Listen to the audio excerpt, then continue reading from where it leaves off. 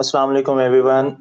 इस लेक्चर में हम डिस्कस करेंगे कोगुलेशन डिसऑर्डर के बारे में। प्रीवियस जो लेक्चर था उसमें हमने आयरन पॉइजनिंग के बारे में डिस्कस किया था, और इसके अंदर हम जितने भी कोगुलेशन डिसऑर्डर्स हैं उनको डिस्कस करेंगे। First of all, coagulation disorder को डिस्कस करने से पहले हमें पता होना चाहिए कि हमारे पास जो कोगुलेशन पाथवे होता है उसकी वो कितने पाथवेज होते हैं।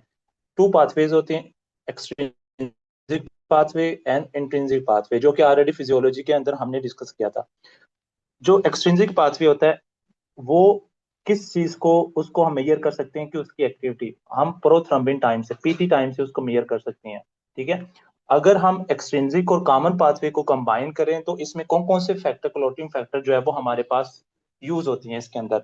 फैक्टर 1, 2, 5 और फैक्टर 7 और फैक्टर 10। तो आपने याद रखना है कि जो हमारा एक्सट्रिंसिक फैक्टर है इसमें one of the most important जो फैक्टर यूज होता है that is a factor 7। Y?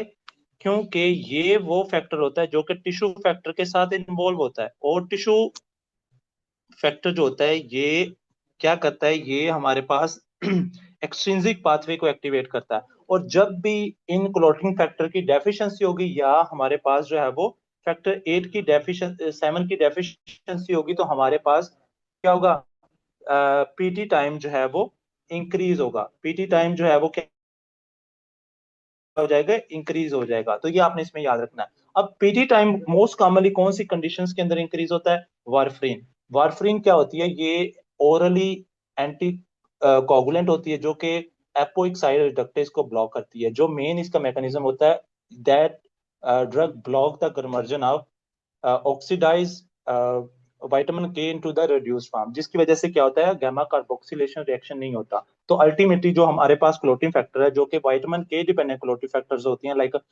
2, 7, 9, 10, उनकी डेफिशिएंसी होती है, उनकी जो है वो क्या होगा, एक्टिवेशन नहीं होगी। इसके अलावा विटामिन के डिपेंडेंट क्लोटिंग फैक्टर और लिवर डिजीज, इन सारी कंडीशंस में अगर हम देखें तो हमारे पास जो है वो फैक्टर 2, 7, 9, 10, ठीक है, ये डिफेक्ट होते हैं। और ये सारे जो है इनमें से मोस्ट इंपोर्टेंट जो फैक्टर होता है वो फैक्टर 7 है जो कि एक्सट्रिंसिक पाथवे के अंदर इन्वॉल्व होता है। तो सिंपली आपने याद रखना है जब भी फैक्टर 7 इन्वॉल्व होता है तो ये पीटी के लेवल को जो है वो इंक्रीज करेगा। ठीक है, पीटी के लेवल को क्या करेगा, इंक्रीज करेगा। मोस्ट इंपोर्टेंट इसमें आपने याद रखना है। नेक्स्ट हमारे पास आता है इंट्रिंसिक पाथवे। इंट्रिंसिक पाथवे की एक्टिविटी को हम पार्शियल थ्रोम्बोप्लास्टिन टाइम, पीटीटी के थ्रू जो है वो चेक करते हैं। अगर हम देखें इंट्रिंसिक और कॉमन पाथवे दोनों जो है वो फैक्टर 1, 2, 5, 8, 9, 10, 11, 12, तो ये सारे क्लोटिंग फैक्टर जो है वो इसके अंदर इन्वॉल्व होते हैं, इंट्रिंसिक फैक्टर के अंदर। और अगर हमारे पास पीटीटी पीटीटी जो है वो रेज्ड होता है तो कौन सी कंडीशंस के अंदर ये रेज होगा? हीमोफीलिया, क्योंकि हमें पता है कि हीमोफीलिया जो है वो उसके अंदर क्या होता है, डिफरेंट टाइप्स के हीमोफीलिया होते हैं। हीमोफीलिया ए जिसके अंदर क्या होता है, हमारे पास फैक्टर 8 जो होता है उसकी डेफिशिएंसी होती है। हीमोफीलिया बी क्या होता है, जिसमें फैक्टर 9 जो होता है उसकी डेफिशिएंसी होती है। और हीमोफीलिया बी को हम क्रिसमस डिजीज भी कहते हैं क्योंकि ये इसमें जो क्लोटिंग फैक्टर इन्वॉल्व होता है वो क्लोटिंग फैक्टर 9 होता है। और 9 क्लोटिंग फैक्टर को हम क्या कहते हैं, क्रिसमस क्रिसमस जो है वो फैक्टर भी कहते हैं। और इसकी अगर डेफिशिएंसी होगी तो ये हमारे पास क्या होगा, क्रिसमस डिजीज। तो ये इंपॉर्टेंट पॉइंट आपने याद रखना है। नेक्स्ट जो है वो हमारे पास जो है वो हीमोफीलिया सी जो होता है, इसमें फैक्टर 11 की डेफिशिएंसी होती है। तो हीमोफीलिया जितने भी आप याद देखो, फैक्टर 8, 9 और 11 की इन्वॉल्वमेंट है, तो ये सारे फैक्टर जो है वो फैक्टर इंट्रिंसिक पाथवे के अंदर इन्वॉल्व होते हैं, जिसकी वजह से पार्शियल थ्रोम्बोप्लास्टिन टाइम इंक्रीज होगा। हेपरिन, हेपरिन क्या करती है, हेपरिन हमारे जो है वो एंटी थ्रम्बिन 3 के इफेक्ट को अगुमेंट करती है, ज्यादा करती है। और अल्टीमेटली ये फैक्टर 10A एक्टिवेटेड और फैक्टर जो है वो 2A को ब्लॉक करती है। और जब फैक्टर 10A और 2A ब्लॉक होगा तो जिसकी वजह से क्या होगा, हमारा इंट्रिंसिक पाथवे डिफेक्ट होगा, और जिसकी वजह से क्या होगा, पेशेंट का पीटीटी रेज होगा। इसके अलावा कुछ हमारे पास कंडीशन होती है like lupus anticoagulant. Lupus anticoagulant क्या होती है, इसके अंदर कुछ एंटीबॉडीज बनती हैं। ठीक है, एंटी कार्डियोलिपन एंटीबॉडी जिसको हम कहते हैं, एंटी कार्डियोलिपन एंटीबॉडीज।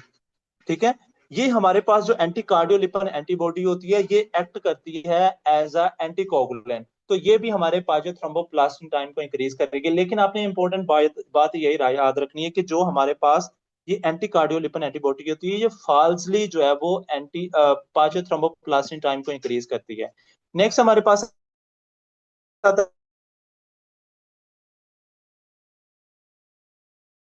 है टीटी, थ्रोम्बिन टाइम, ठीक है। अब जनाब फाइब्रिनोजिन इनटू द फाइब्रिन, ठीक है। अब क्या होगा कि फाइब्रिनोजिन जो है वो जब फाइब्रिन के अंदर कन्वर्ट होगी, इस टाइम को हम मेजर करते हैं थ्रोम्बिन से। अब जितना भी, फॉर एग्जांपल अगर किसी पेशेंट का इंट्रिंसिक पाथवे में डिफेक्ट है, एक्सट्रिंसिक पाथवे में डिफेक्ट है, तो वो दोनों अल्टीमेटली जब थ्रोम्बिन फाइब्रिनोजिन को फाइब्रिन में कन्वर्ट नहीं करेंगे, that will lead to the increase TT, ठीक है, थ्रोम्बिन टाइम इंक्रीज होगा। और मोस्टली वो किन कंडीशन में होता है, एंटीकोगुलेंट होती हैं। एंटीकोगुलेंट क्योंकि ये इंट्रिंसिक एक्सट्रिंसिक पाथवे दोनों को ब्लॉक करती हैं। लो फाइब्रिनोजिन, क्योंकि ये फाइबर और लो फाइब्रिनोजिन कौन सी कंडीशंस में हो सकता है, इंपॉर्टेंट आपने याद रखना है, लिवर डिजीज। लिवर डिजीज में मोस्टली होता है, क्योंकि ये जो फाइब्रिनोजिन है, it's a type of acute phase reactant, जो कि हमारे लिवर से प्रोड्यूस होती है। और अगर लिवर डिजीज हो, कोई भी क्रोनिक लिवर डिजीज हो, लाइक पेशेंट को जो है वो सिरोसिस हो सकती है, ठीक है, जिसकी, और या हेपेटिक स्टीटोसिस हो सकता है, अल्कोहलिक लिवर डिजीज होती है, ये सारी लिवर डिजीज जो है वो क्या करेंगी, लिवर को डैमेज करेंगी। There will be no production of the fibrinogen, or there will be no conversion of the fibrinogen into the fibrin, ultimately lead to the increased thrombin time. इसके अलावा patient का डीआईसी, डीआईसी में already हमने discuss किया था, intrinsic extrinsic coagulation pathway activate होता है, common pathway आता है, और अल्टीमेटली जो इसका क्या होता है कि ये थ्रोम्बिन को प्रोथ्रोम्बिन को थ्रोम्बिन में कन्वर्ट करता है, जिससे जो है वो आपने याद रखना है, डीआईसी के अंदर इंक्रीज यूज होता है, increase use of fibrinogen that will lead to the decreased deficiency of fibrinogen, ठीक है, फाइब्रिनोजिन की डेफिशिएंसी हो जाती है, और लिवर डिजीज जो ऑलरेडी हमने डिस्कस किया। अब नेक्स्ट जो आईएनआर क्या होता है, आईएनआर हम मेजर करते हैं मोस्टली ऐसे पेशेंट्स को जिनको हमने वारफरीन देनी होती है, वारफरीन जिनको देनी होती है उनका हम आईएनआर, इस इंटरनेशनल नॉर्मलाइज्ड रेशो, ठीक है। अब ये क्या होता है, it's a patient PT prothrombin time, उसको हम डिवाइड करते हैं कंट्रोल पीटी के साथ। नॉर्मली अगर हम देखें आईएनआर हमारा जो है वो 1 होता है। अगर पेशेंट को हम वारफरीन दे रहे हैं तो इसका मतलब है उसका आईएनआर इंक्रीज होगा, और उसको हम कहते हैं थेराप्यूटिक आईएनआर। और जो थेराप्यूटिक आईएनआर होता है वो हमारे पास 2 से 3 होता है, ठीक है। जब भी आपने किसी पेशेंट का आईएनआर इंक्रीज देखना है, तो आपने उससे पूछना है कि वो कहीं ओरल एंटीकोगुलेंट के ऊपर तो नहीं है, और अगर ओरल एंटीकोगुलेंट के ऊपर है तो आपने उसको नेक्स्ट क्वेश्चन पूछना है कि कहीं उसको दिल का मसला तो नहीं है, क्योंकि मोस्टली हम ये वारफरीन जो होती है, ये एट्रियल फिब्रिलेशन के अंदर जो है वो पेशेंट को as anticoagulant for long term के लिए दे रहे होते हैं, क्योंकि हेपरिन जो है वो हम आईवी दे सकते हैं, पेरेंट्रल दे सकते हैं, लेकिन वारफरीन जो है वो हम ओरली देते हैं। तो इसका आपने इसके साथ जो है वो लिंक याद रखना है, ठीक है। अब कोई भी कोगुलेशन जो डिसऑर्डर है उसको हम डायग्नोस कैसे कर सकते हैं, उसके लिए बेस्ट डायग्नोस्टिक टेस्ट जो होता है that is a mixing study. बहुत इंपॉर्टेंट पॉइंट आपने इसमें याद रखना है। मिक्सिंग स्टडी क्या होती है कि फॉर एग्जाम्पल अगर किसी पेशेंट को कोगुलेशन डिसऑर्डर था, हम क्या करते हैं कि अब जो नॉर्मल प्लाज्मा है हमारे पास जो होता है ब्लड बैंक के अंदर, हम वहां से लेते हैं और उसको पेशेंट के ब्लड के साथ करते हैं, लाइक मिक्स करते हैं। अगर उसके अंदर जो क्लोटिंग फैक्टर है या उसमें ब्लीडिंग है जो है वो करेक्शन हो चुकी है, क्लोटिंग फैक्टर की जो डेफिशिएंसी है वो करेक्ट हो चुकी है, तो इसका मतलब है हमारे पास फैक्टर्स की डेफिशिएंसी है। अगर कोई भी करेक्शन नहीं हो, इसका मतलब हमारे पास जो फैक्टर इनहिबिटर्स हैं, लाइक एंटी जो फैक्टर 8 एंटीबॉडीज हैं जो कंटिन्यूसली फैक्टर को ब्लॉक कर रही हैं, तो इसका मतलब है हमारे पास एंटी जो फैक्टर 8 एंटीबॉडीज हैं, ठीक है। तो ये आपने डिफरेंस याद रखना है कि any coagulation disorder we can diagnose by doing the mixing studies. तो ये हमारे पास कुछ डिसऑर्डर्स को हमने डिस्कस किया है। अब प्रॉपर हम डिस्कस करते हैं disorders of the primary haemostasis, that is a platelet disorder. आपने याद रखना है कि जो हमारे पास प्लेटलेट होती हैं, ये प्लेटलेट जो होती हैं ये नॉर्मली क्या करते हैं, इंपॉर्टेंट होती हैं for the primary platelet plug formation के लिए। प्राइमरी प्लेटलेट्स प्लग फॉर्मेशन जो है वो इनके थ्रू होती है। और ये जो प्राइमरी प्लेटलेट प्लग फॉर्मेशन होती है, ये वो मैकेनिज्म होता है और ये अनस्टेबल होता है, अनस्टेबल और लूज प्लेटलेट प्लग होता है, और मेन इसका मैकेनिज्म होता है कि ब्लीडिंग को रोकना। ठीक है, अगर हमारे पास कोई भी हेमोस्टेसिस का डिसऑर्डर होगा तो क्या ये ब्लीडिंग को रोकेगा? नहीं रोकेगा ना, जिसकी वजह से पेशेंट का जो है वो ब्लीडिंग टाइम जो है वो क्या हो जाएगा, इंक्रीज हो जाएगा। और हमेशा आपने याद रखना है ब्लीडिंग टाइम कब वो ऐसी कंडीशंस में होगा जो सिर्फ प्लेटलेट के साथ एसोसिएटेड होती हैं। कौन सी हो सकती हैं? लाइक अगर किसी पेशेंट का प्लेटलेट काउंट कम है, अगर किसी पेशेंट का अडहेशन डिफेक्ट है, लाइक हमने डिस्कस करना है कि हमारे पास बर्नार्ड सोलियर सिंड्रोम है, अगर कोई एग्रीगेशन डिफेक्ट है, ग्लैंसमैन थ्रोम्बोसिथेनिया है, ठीक है, या हमारे पास जो है वो ऑटोइम्यून डिस्ट्रक्शन हो रही है, या हमारे पास जो है वो लाइक कोई भी ऐसा प्लेटलेट जो कि प्लेटलेट को इन्वॉल्व करेगा, उसमें सिर्फ ब्लीडिंग टाइम इंक्रीज होगा। तो ये डिफरेंशिएशन आपने याद रखनी है। अगर उसके साथ साथ प्लेटलेट के साथ साथ पेशेंट का कोगुलेशन सिस्टम भी एक्टिवेट हो जाता है, देन उसका ब्लीडिंग टाइम के साथ साथ उसका पीटी, पीपीटी, बाकी सारी चीजें इंक्रीज होंगी, जो कि हम डीआईसी के अंदर भी डिस्कस करेंगे। अब और दूसरी बात, जब भी प्लेटलेट प्रॉब्लम होगी तो पेशेंट को हमेशा म्यूकोजल ब्लीडिंग होगी, ये आपने याद रखना है, म्यूकोजल ब्लीडिंग होगी। लेकिन अगर कोगुलेशन डिफेक्ट डिसऑर्डर है तो पेशेंट को डीप टिश्यू ब्लीडिंग होगी। ठीक है, प्लेटलेट डिसऑर्डर्स के अंदर जस्ट म्यूकोजल ब्लीडिंग की, लेकिन क्लोटिंग फैक्टर डिसऑर्डर्स के अंदर पेशेंट को क्या होगा, डीप टिश्यू। लाइक पेशेंट हमने देखा था ना कि हीमोफीलिया के अंदर पेशेंट को हिमाथ्रोसिस भी होता है, और लाइक जॉइंट्स के अंदर जो है वो ब्लीडिंग हो जाती है। तो इस तरह के फीचर्स आपको उसमें मिलेंगे। अब म्यूकोजल ब्लीडिंग के अंदर क्या आता है, एपिक्स्टेसिस आता है, हमारे पास कैजलबैक प्लेक्सिस होता है, जहां पे हम डिफरेंट आर्टरीज होती हैं जो कि lateral wall of the nasal septum में वहां पे जो है वो परफोरेट करती हैं, वहां से ब्लीडिंग होती है। गम्स ब्लीडिंग हो सकती है, या मेनोरेजिया, एक्सेसिव मेंस्ट्रुअल ब्लीडिंग, ये always associated with the platelet disorders के साथ।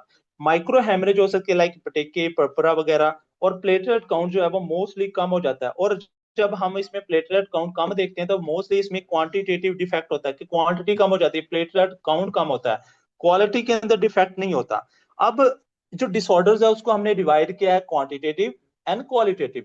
क्वांटिटेटिव मतलब कि हमारे पास प्लेटलेट काउंट के अंदर डेफिशिएंसी है, बहुत इंपॉर्टेंट, आपने इसमें पॉइंट्स याद रखने हैं कि या तो अगर कोई ऑटोइम्यून डिस्ट्रक्शन हो रही है तो उसको हम कहेंगे इम्यून थ्रोम्बोसाइटोपेनिक पर्परा। अगर उसकी कंजप्शन हो रही है तो कंजप्शन दो चीजों हमारे पास तीन डिसऑर्डर्स के अंदर होती है, thrombotic thrombocytopenic purpura, haemolytic uraemic syndrome. सबसे पहले इनके अंदर डिफरेंस आपने याद रखना है। थ्रोम्बोटिक थ्रोम्बोसाइटोपेनिक पर्परा के अंदर हमारे पास जो वॉन विलिपरन फैक्टर होता है ना, वो बड़ा रहता है, इनलार्ज रहता है, और वो अपने साथ पकड़ता रहता है प्लेटलेट्स को, जिसकी वजह से वो प्लेटलेट्स की यूज हो जाती हैं, और माइक्रो थ्रोम्बाई बनता है सिर्फ प्लेटलेट्स का।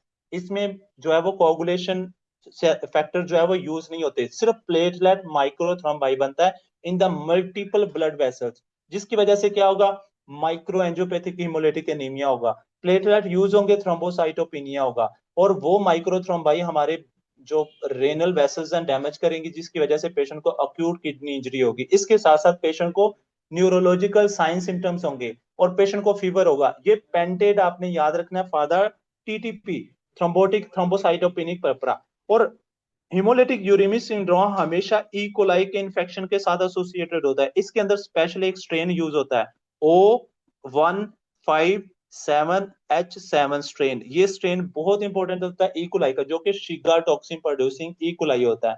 इससे क्या होता है कि ये हमारे इंडोथेलियल को डैमेज करता है, that will lead to the microthrombi formation in the multiple blood vessels in our body. और जिसकी वजह से पेशेंट को तीन चीजें होती हैं, इसमें ट्राइएड याद रखना है, microangiopathic haemolytic anaemia, thrombocytopenia and acute kidney injury. लेकिन इसके साथ साथ हमारे पास बहुत इंपॉर्टेंट कोगुलेशन डिफेक्ट आता है, that is a DIC, disseminated intravascular coagulation is also called consumptive coagulation because there is excessive use of the platelets and coagulation system.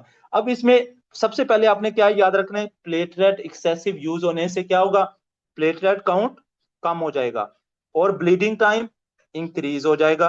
Platelet क्या होते हैं, यूज होते हैं जिससे पीटी और सॉरी कोगुलेशन सिस्टम एक्टिवेट होता है, तो पीटी एपीपीटी जो है वो भी रेज्ड हो जाएगा।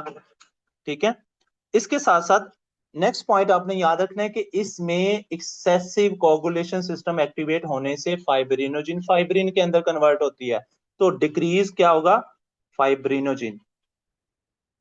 और ये fibrinogen decrease is a diagnostic for the DIC. अगर आपको कोगुलेशन प्रोफाइल, आपको ब्लीडिंग टाइम इंक्रीज आ रहा है, देन आपने फाइब्रिनोजिन की तरफ देखना है। अगर जब भी आपको फाइब्रिनोजिन कम मिले, that is a diagnostic for the DIC. ये बहुत इंपॉर्टेंट है। और इसके साथ साथ फाइब्रिनोजिन कम मिलेगा और फाइब्रिन क्या होगा, इंक्रीज होगा, क्योंकि फाइब्रिन ज्यादा बन रहा है। अब फाइब्रिन ज्यादा बन रहा है, फाइब्रिन जो है वो क्या बना रहा है, प्लेटलेट क्लॉट बना रहा है। हमारा थ्रोम्बोलिटिक सिस्टम भी एक्टिवेट होगा, वो फाइब्रिन को कंटिन्यूसली तोड़ता रहेगा, तोड़ता रहेगा, तोड़ता रहेगा, जिससे फाइब्रिन डिग्रेडेटिव प्रोडक्ट्स भी ज्यादा होंगे। तो उस फाइब्रिन डिग्रेडेटिव प्रोडक्ट्स को हम क्या कहते हैं, डी डाइमर। तो आपने याद रखना डीआईसी के अंदर डी डाइमर भी जो है वो ज्यादा होती हैं। ये आपके मैंने जो है वो रिवीजन करवा दिए कि क्या कौन सी लैब प्रोफाइल जो है वो डीआईसी के अंदर आपके पास होती हैं। नेक्स्ट हमारे पास होती है एप्लास्टिक एनीमिया। एप्लास्टिक क्या होता है कि there is destruction of the bone marrow, और उसकी that will lead to the pancytopenia. और एप्लास्टिक एनीमिया डिफरेंट रीजंस की वजह से हो सकता है। अक्वायर्ड होता है, लाइक बहुत सारी ड्रग्स होती हैं, कीमोथेरापेटिक ड्रग्स होती हैं, सिस्प्लाटिन, ठीक है। इसके अलावा कुछ जो है वो क्लोंजापाइन वगैरह होती हैं, थैलिडोमाइड्स होती हैं, बेंजीन्स वगैरह होती हैं। इसके अलावा कुछ अक्वायर्ड कंडीशन होती हैं या कुछ इनहेरिटेड कंडीशन होती हैं। इनहेरिटेड कंडीशन में हमारे पास Fanconi anaemia is the most common cause of aplastic anaemia. तो जब भी ए प्लास्टिक एनीमिया की बात आए, तो इसके अंदर आपने दो चीजें याद रखनी है, hypocellular bone marrow with pancytopenia is a aplastic anaemia. Then leukaemia के अंदर जो है वो प्रोडक्शन फेलियर होता है। तो ये सारी चीजें जो है वो हमारे पास क्या होगा, क्वांटिटेटिव डिसऑर्डर्स काज करेंगी। नेक्स्ट क्वालिटेटिव डिसऑर्डर, जिसमें प्लेटलेट हमारे पास नॉर्मल होते हैं लेकिन डिफेक्टिव फंक्शन होता है। हमें पता है कि सबसे पहले हमारे पास डिसऑर्डर है बर्नार्ड सोली सिंड्रोम। इसके अंदर क्या होता है कि जैसे ही सब एंडोथेलियल इंजरी होती है, तो वहां पे क्या आता है, फॉर एग्जाम्पल ये है हमारे पास ब्लड वेसल, तो यहाँ पे है हमारे पास von Willebrand factor. Von Willebrand factor के साथ एक स्पेशल प्रोटीन अटैच होती है, उसको हम कहते हैं जो ग्लाइकोप्रोटीन 1b। इसका काम होता है कि इसने अपने साथ प्लेटलेट्स को अटैच करना। अगर हमारे पास ग्लाइकोप्रोटीन 1b की डेफिशिएंसी होगी, that will lead to the less adhesion of the von Willebrand with the platelet, और ये एडहेसिव इफेक्ट होगा, जिसकी वजह से क्या होगा, पेशेंट का ब्लीडिंग टाइम जो है वो क्या हो जाएगा, बढ़ जाएगा, ब्लीडिंग टाइम बढ़ जाएगा। नेक्स्ट ग्लैंसमैन थ्रोम्बोसिनिया क्या होता है कि जब दो प्लेटलेट्स आपस में एक स्पेशल प्रोटीन के साथ अटैच होते हैं, उसको हम कहते हैं फाइब्रिनोजिन, और वो एक स्पेशल रिसेप्टर के थ्रू अटैच होते हैं। उस रिसेप्टर को हम कहते हैं ग्लाइकोप्रोटीन 2b3a। अगर उस रिसेप्टर की जो है वो डिफेक्ट हो जाए, वो प्रॉपरली ना हो, that will lead to the less aggregation. और जो लेस एग्रीगेशन होती है, ये इस कंडीशन को हम कहते हैं ग्लैंसमैन थ्रोम्बोसिनिया। इसके अलावा कुछ यूरीमिया। यूरीमिया क्या होता है, अगर कोई पेशेंट आपके पास सीकेडी का पेशेंट है, और सीकेडी के पेशेंट के अंदर क्या है, ब्लड यूरिया नाइट्रोजन बढ़ जाता है, और ये जो यूरिया है ये प्लेटलेट डिसफंक्शन काज करता है, जिसको कहते हैं हम यूरेमिक प्लेटलेट डिसफंक्शन, या थ्रम्बोस्थीनिया भी इसको हम कहते हैं। तो जिसकी वजह से पेशेंट को ब्लीडिंग डिसऑर्डर जो है, ब्लीडिंग डायस्थेसिस होने की चांसेस बहुत ज्यादा बढ़ जाती हैं। नेक्स्ट हमारे पास होता है एनसेट्स। एनसेट्स क्या करते हैं, ये ब्लॉक करते हैं साइक्लोऑक्सीजिनेज 1 को एंड साइक्लोऑक्सीजिनेज 2 को ब्लॉक करते हैं। अब इन दोनों के ब्लॉक होने की वजह से क्या होता है, there is decrease production of the thromboxane A two. जब थ्रोम्बोक्सिन ए टू प्रोडक्शन कम होगी, तो ये हमारे पास एक proper pro coagulant pro aggregation factor होता है। जब ये प्रोड्यूस नहीं होगा तो क्या होगा, लेस एग्रीगेशन होगी। जब लेस एग्रीगेशन होगी तो क्या होगा, प्राइमरी प्लेटलेट डिसफंक्शन होगा पेशेंट को। इसके साथ साथ एस्प्रिन, एस्प्रिन जो है वो इरिवर्सिबल ओनली एंटीकोगुलेंट या एनसेड हमारे पास, जो कि क्या करता है, इरिवर्सिबल जो है वो ब्लॉक करता है, साइक्लोऑक्सीजिनेज एंजाइम को इरिवर्सिबली ब्लॉक करता है, जिसकी वजह से क्या होगा हमारे पास, अल्टीमेटली जो है वो क्या होगा, थ्रोम्बोक्सिन ए टू प्रोडक्शन नहीं होगी और एग्रीगेशन नहीं होगा। तो ये आपने डिफेक्ट्स जो है वो याद रखने। अब वन बाय वन हम इनको डिस्कस करेंगे। सबसे पहले हमारे पास आता है Bernard Soulier syndrome. Exam point of view से अपने दो चार चीजें याद रखनी है कि first of all it's autosomal recessive condition. बहुत इंपॉर्टेंट पॉइंट है, ऑटोसोमल रिसेसिव कंडीशन। और डिफेक्ट क्या होता है, ग्लाइकोप्रोटीन 1 भी डिफेक्ट होता है, that will lead to the impair platelet adhesion to the von Willebrand factor. Most commonly जो है वो इसमें क्या होगा, ब्लीडिंग टाइम हमारा बढ़ जाएगा, प्लेटलेट काउंट नॉर्मल होगा या कम हो जाएगा। और लैब्स के ऊपर अगर हम देखते हैं, there is defective ristocetin test, ristocetin test abnormal होगा क्योंकि रिस्ट्रोसैटिन टेस्ट का काम होता है कि कोगुलेशन को करवाना, एडहेशन को करवाना, ठीक है, मिक्सिंग नहीं करवाता, बल्कि रिस्ट्रोसैटिन डिफेक्ट होगा। और पेरिफेरल ब्लड स्मीयर के ऊपर हमारे पास इसमें प्लेटलेट्स जो है वो इनलार्ज होंगे। म्यूकोजल ब्लीडिंग मोस्ट कॉमनली होती है, like epistaxis, gums bleeding, menorrhagia. PT APTT normal होगा क्योंकि इसके अंदर हमारे पास कोगुलेशन सिस्टम एक्टिवेट नहीं होता, बल्कि इसमें जस्ट प्लेटलेट्स यूज होते हैं। प्लेटलेट एग्रीगेशन नॉर्मल होता है विद एडीपी, एपिनेफ्रिन और कोलेजन के साथ, लेकिन जो है वो वॉन विल्बरिंग फैक्टर के साथ जो है वो एडहेशन नहीं होती। प्रॉब्लम बर्नार्ड सोली सिंड्रोम में, जस्ट याद रखें सिंपल वर्ड्स में, देयर इज डिक्रीज एडहेशन।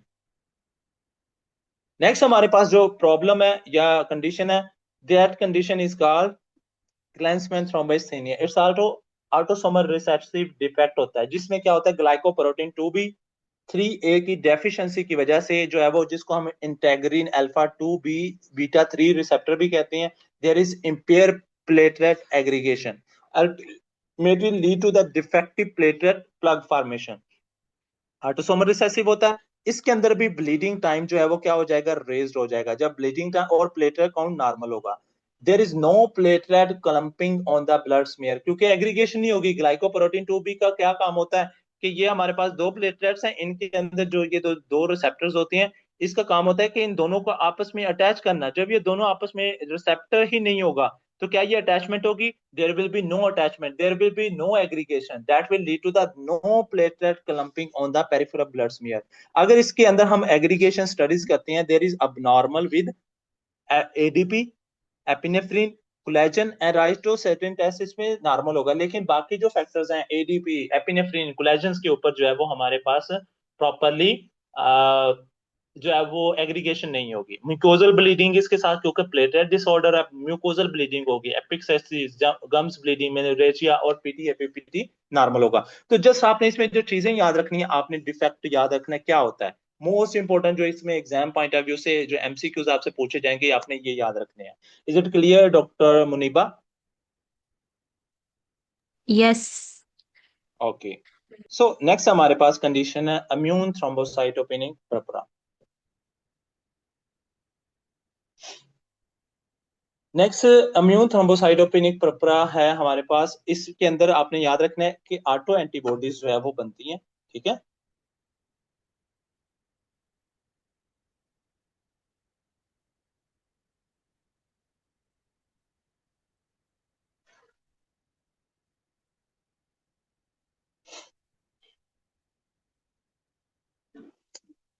इसमें क्या होता है कि हमारे पास इम्यून थ्रोम्बोसाइटोपेनिक पर्परा के अंदर ऑटो एंटीबॉडीज बनती हैं, और वो ऑटो एंटीबॉडीज कौन सी होती हैं? हमारे पास anti glycoprotein 2b3 receptor antibodies होती हैं। फॉर एग्जांपल हमारे पास क्या है, ये दो प्लेटलेट्स हैं, इन दोनों प्लेटलेट्स के ऊपर जो है वो क्या होता है कि एक रिसेप्टर होता है, उस रिसेप्टर का नाम होता है, उस रिसेप्टर को हम कहते हैं ग्लाइकोप्रोटीन 2b3a, ठीक है। अब क्या करता है, इसका काम है कि दो जो फाइब्रिनोजिन फाइब्रिन को आपस में अटैच करना, ठीक है। अब क्या होता है कि जब एंटीबॉडीज जो हैं वो इन के ऊपर आके अटैच होती हैं, इस रिसेप्टर के ऊपर अटैच होती हैं, तो ये जब जो हमारे पास जो प्लेटलेट्स होती हैं, तो ये क्या करते हैं, ये हमारे स्प्लिनिक मैक्रोफेज से पास होते हैं। स्प्लिनिक मैक्रोफेज क्या करते हैं, ये एंटीबॉडी को डिटेक्ट करते हैं, और हमें पता है कि स्प्लिनिक मैक्रोफेज के ऊपर क्या होता है, एक एफसी रिसेप्टर होता है। एफसी रिसेप्टर का मतलब है कि जो एंटीबॉडीज का जो नीचे वाला एफसी पोर्शन होता है ना, ये वाला, ये उसको डिटेक्ट करते हैं, और जिसके ऊपर, जिस चीज के ऊपर ये एंटीबॉडी अटैच होती है, इसको इंगल्फ करके और इंक्रीज करते हैं फैगोसाइटोटिक प्रॉपर्टी को। जब स्प्लिनिक मैक्रोफेज जो है वो क्या करती हैं, इसको डिस्ट्रॉय करते हैं, और क्या करते हैं, इसकी डिस्ट्रक्शन करते हैं, ठीक है। और इस कंडीशन को हम क्या कहते हैं, इम्यून थ्रोम्बोसाइटोपेनिक पर्परा। मोस्ट कॉमनली ये एसएलई के अंदर होता है, सिस्टेमिक लूपस एरिथेमेटोसिस के अंदर, एचआईवी इन्फेक्शन में, हेपेटाइटिस सी वायरस में, सीएलएल में और ड्रग्स के अंदर होता है, ठीक है। इन सारी रिएक्शंस के अंदर जो है वो क्या होता है, ऑटो एंटीबॉडीज फॉर्मेशन होती है, जो कि अटैक करती है हमारे प्लेटलेट्स को। अब इसमें क्या होता है, प्लेटलेट की डिस्ट्रक्शन हो चुकी है, तो प्लेटलेट काउंट क्या होगा, हमारे पास प्लेटलेट काउंट कम हो जाएगा, ब्लीडिंग टाइम जो है वो क्या होगा, रेज हो जाएगा ब्लीडिंग टाइम। इसके साथ साथ नॉर्मल पीटी और पीटी एपीपीटी रहेगा। बोन मैरो के अंदर क्या होगा, मेगा कैरियोसाइट्स होंगे। ठीक है। अब क्या होता है कि हमारे पास एक्सेसिव डिस्ट्रक्शन हुई है और बॉडी के अंदर जो हमारे ब्लड के अंदर प्लेटलेट काउंट कम हो चुका है, जिसकी वजह से क्या होगा, ये पॉजिटिव फीडबैक देगा। पॉजिटिव फीडबैक किसको देगा, बोन मैरो को। बोन मैरो क्या होगा, इंक्रीज करेगा जैक स्टैट पाथवे के थ्रू जो है वो इंक्रीज करेगा mega karyocytes production, platelet production जो है वो ज्यादा कर देगा। ठीक है। प्लेटलेट की जो प्रोडक्शन है वो क्या हो जाएगी, इंक्रीज हो जाएगी। जब ये प्लेटलेट प्रोडक्शन इंक्रीज होगी तो वो जो प्लेटलेट्स बनेंगे वो इमेच्योर होंगे, और उस इमेच्योर प्लेटलेट्स को हम क्या कहेंगे, मेगा कैरियोसाइट्स कहेंगे। ये आपने इसमें याद रखना है। नेक्स्ट क्लिनिकल फीचर्स, इसमें म्यूकोजल ब्लीडिंग होगी, लाइक एपिक्सेसिस, परपरा वगैरह। ठीक है। पटीके होगा, इजी ब्रूजिंग होगी, और मेनोरेजिया होने के चांसेस पेशेंट को बढ़ जाते हैं। Then the first line treatment, इसके अंदर हमने इम्यून सिस्टम को सप्रेस करना है, उसके लिए हमने ग्लूकोकॉर्टिकॉइड या आईवीआईजी देना है। इसके अलावा हम, और ये जो एंटीबॉडीज बनती हैं ये CD20 के थ्रू बनती है, तो इसके लिए हम रिटुक्सीमैब पेशेंट को दे सकते हैं, जो कि ऑलरेडी आपको मैंने बताया था कि ये CD20 को ब्लॉक करती है, जिससे डिक्रीज होगा बी सेल एक्टिवेशन, और बी सेल से जो है वो डिक्रीज होगा एंटीबॉडीज फॉर्मेशन, और जिससे जो है वो लेस होगा प्लेटलेट जो है वो डिस्ट्रक्शन जो है वो लेस होगी। इसके अलावा टीपीओ रिसेप्टर एगोनिस्ट हम दे सकते हैं, जो कि टीपीओ क्या कहाँ पे होता है, बोन मैरो के अंदर होता है।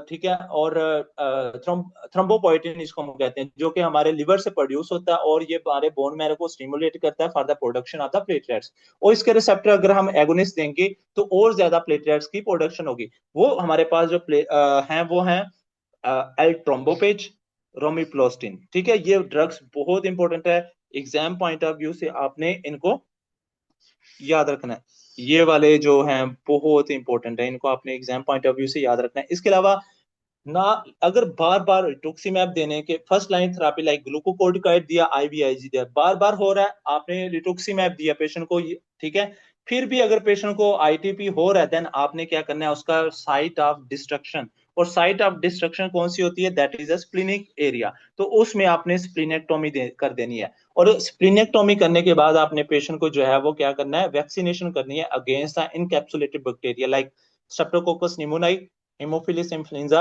एंड नाइजीरिया स्पीशीज के अगेंस्ट जो है आपने उसको वैक्सीनेशन करनी है। तो ये हमारा आईटीपी था। नेक्स्ट हमने डिस्कस करना है thrombotic thrombocytopenic purpura. It's a deficiency and inhibition of the ADAMTS13। ये हमारे पास वॉन विलिबियन फैक्टर मेटालोप्रोटीनेजेस होता है। सिंपल वर्ड्स में आपने याद रखना है, ये वॉन विलिब्रेन फैक्टर का कटर होता है। एक कैंची होती है जो कि वॉन विलिब्रेन फैक्टर को तोड़ती है। ठीक है। ये क्या करती है, इंक्रीज करती है वॉन विलिब्रेन फैक्टर ब्रेकडाउन, और जिससे जो है वो वॉन विलिब्रेन फैक्टर जो है वो बड़े साइज का नहीं रहता। ठीक है। लेकिन अगर इसके अंदर डेफिशिएंसी हो जाए या ADAMTS30 के अंदर ब्लॉक हो जाए, इनहिबिशन हो जाए, तो that will lead to the decrease degradation of the von Willebrand factor multiple.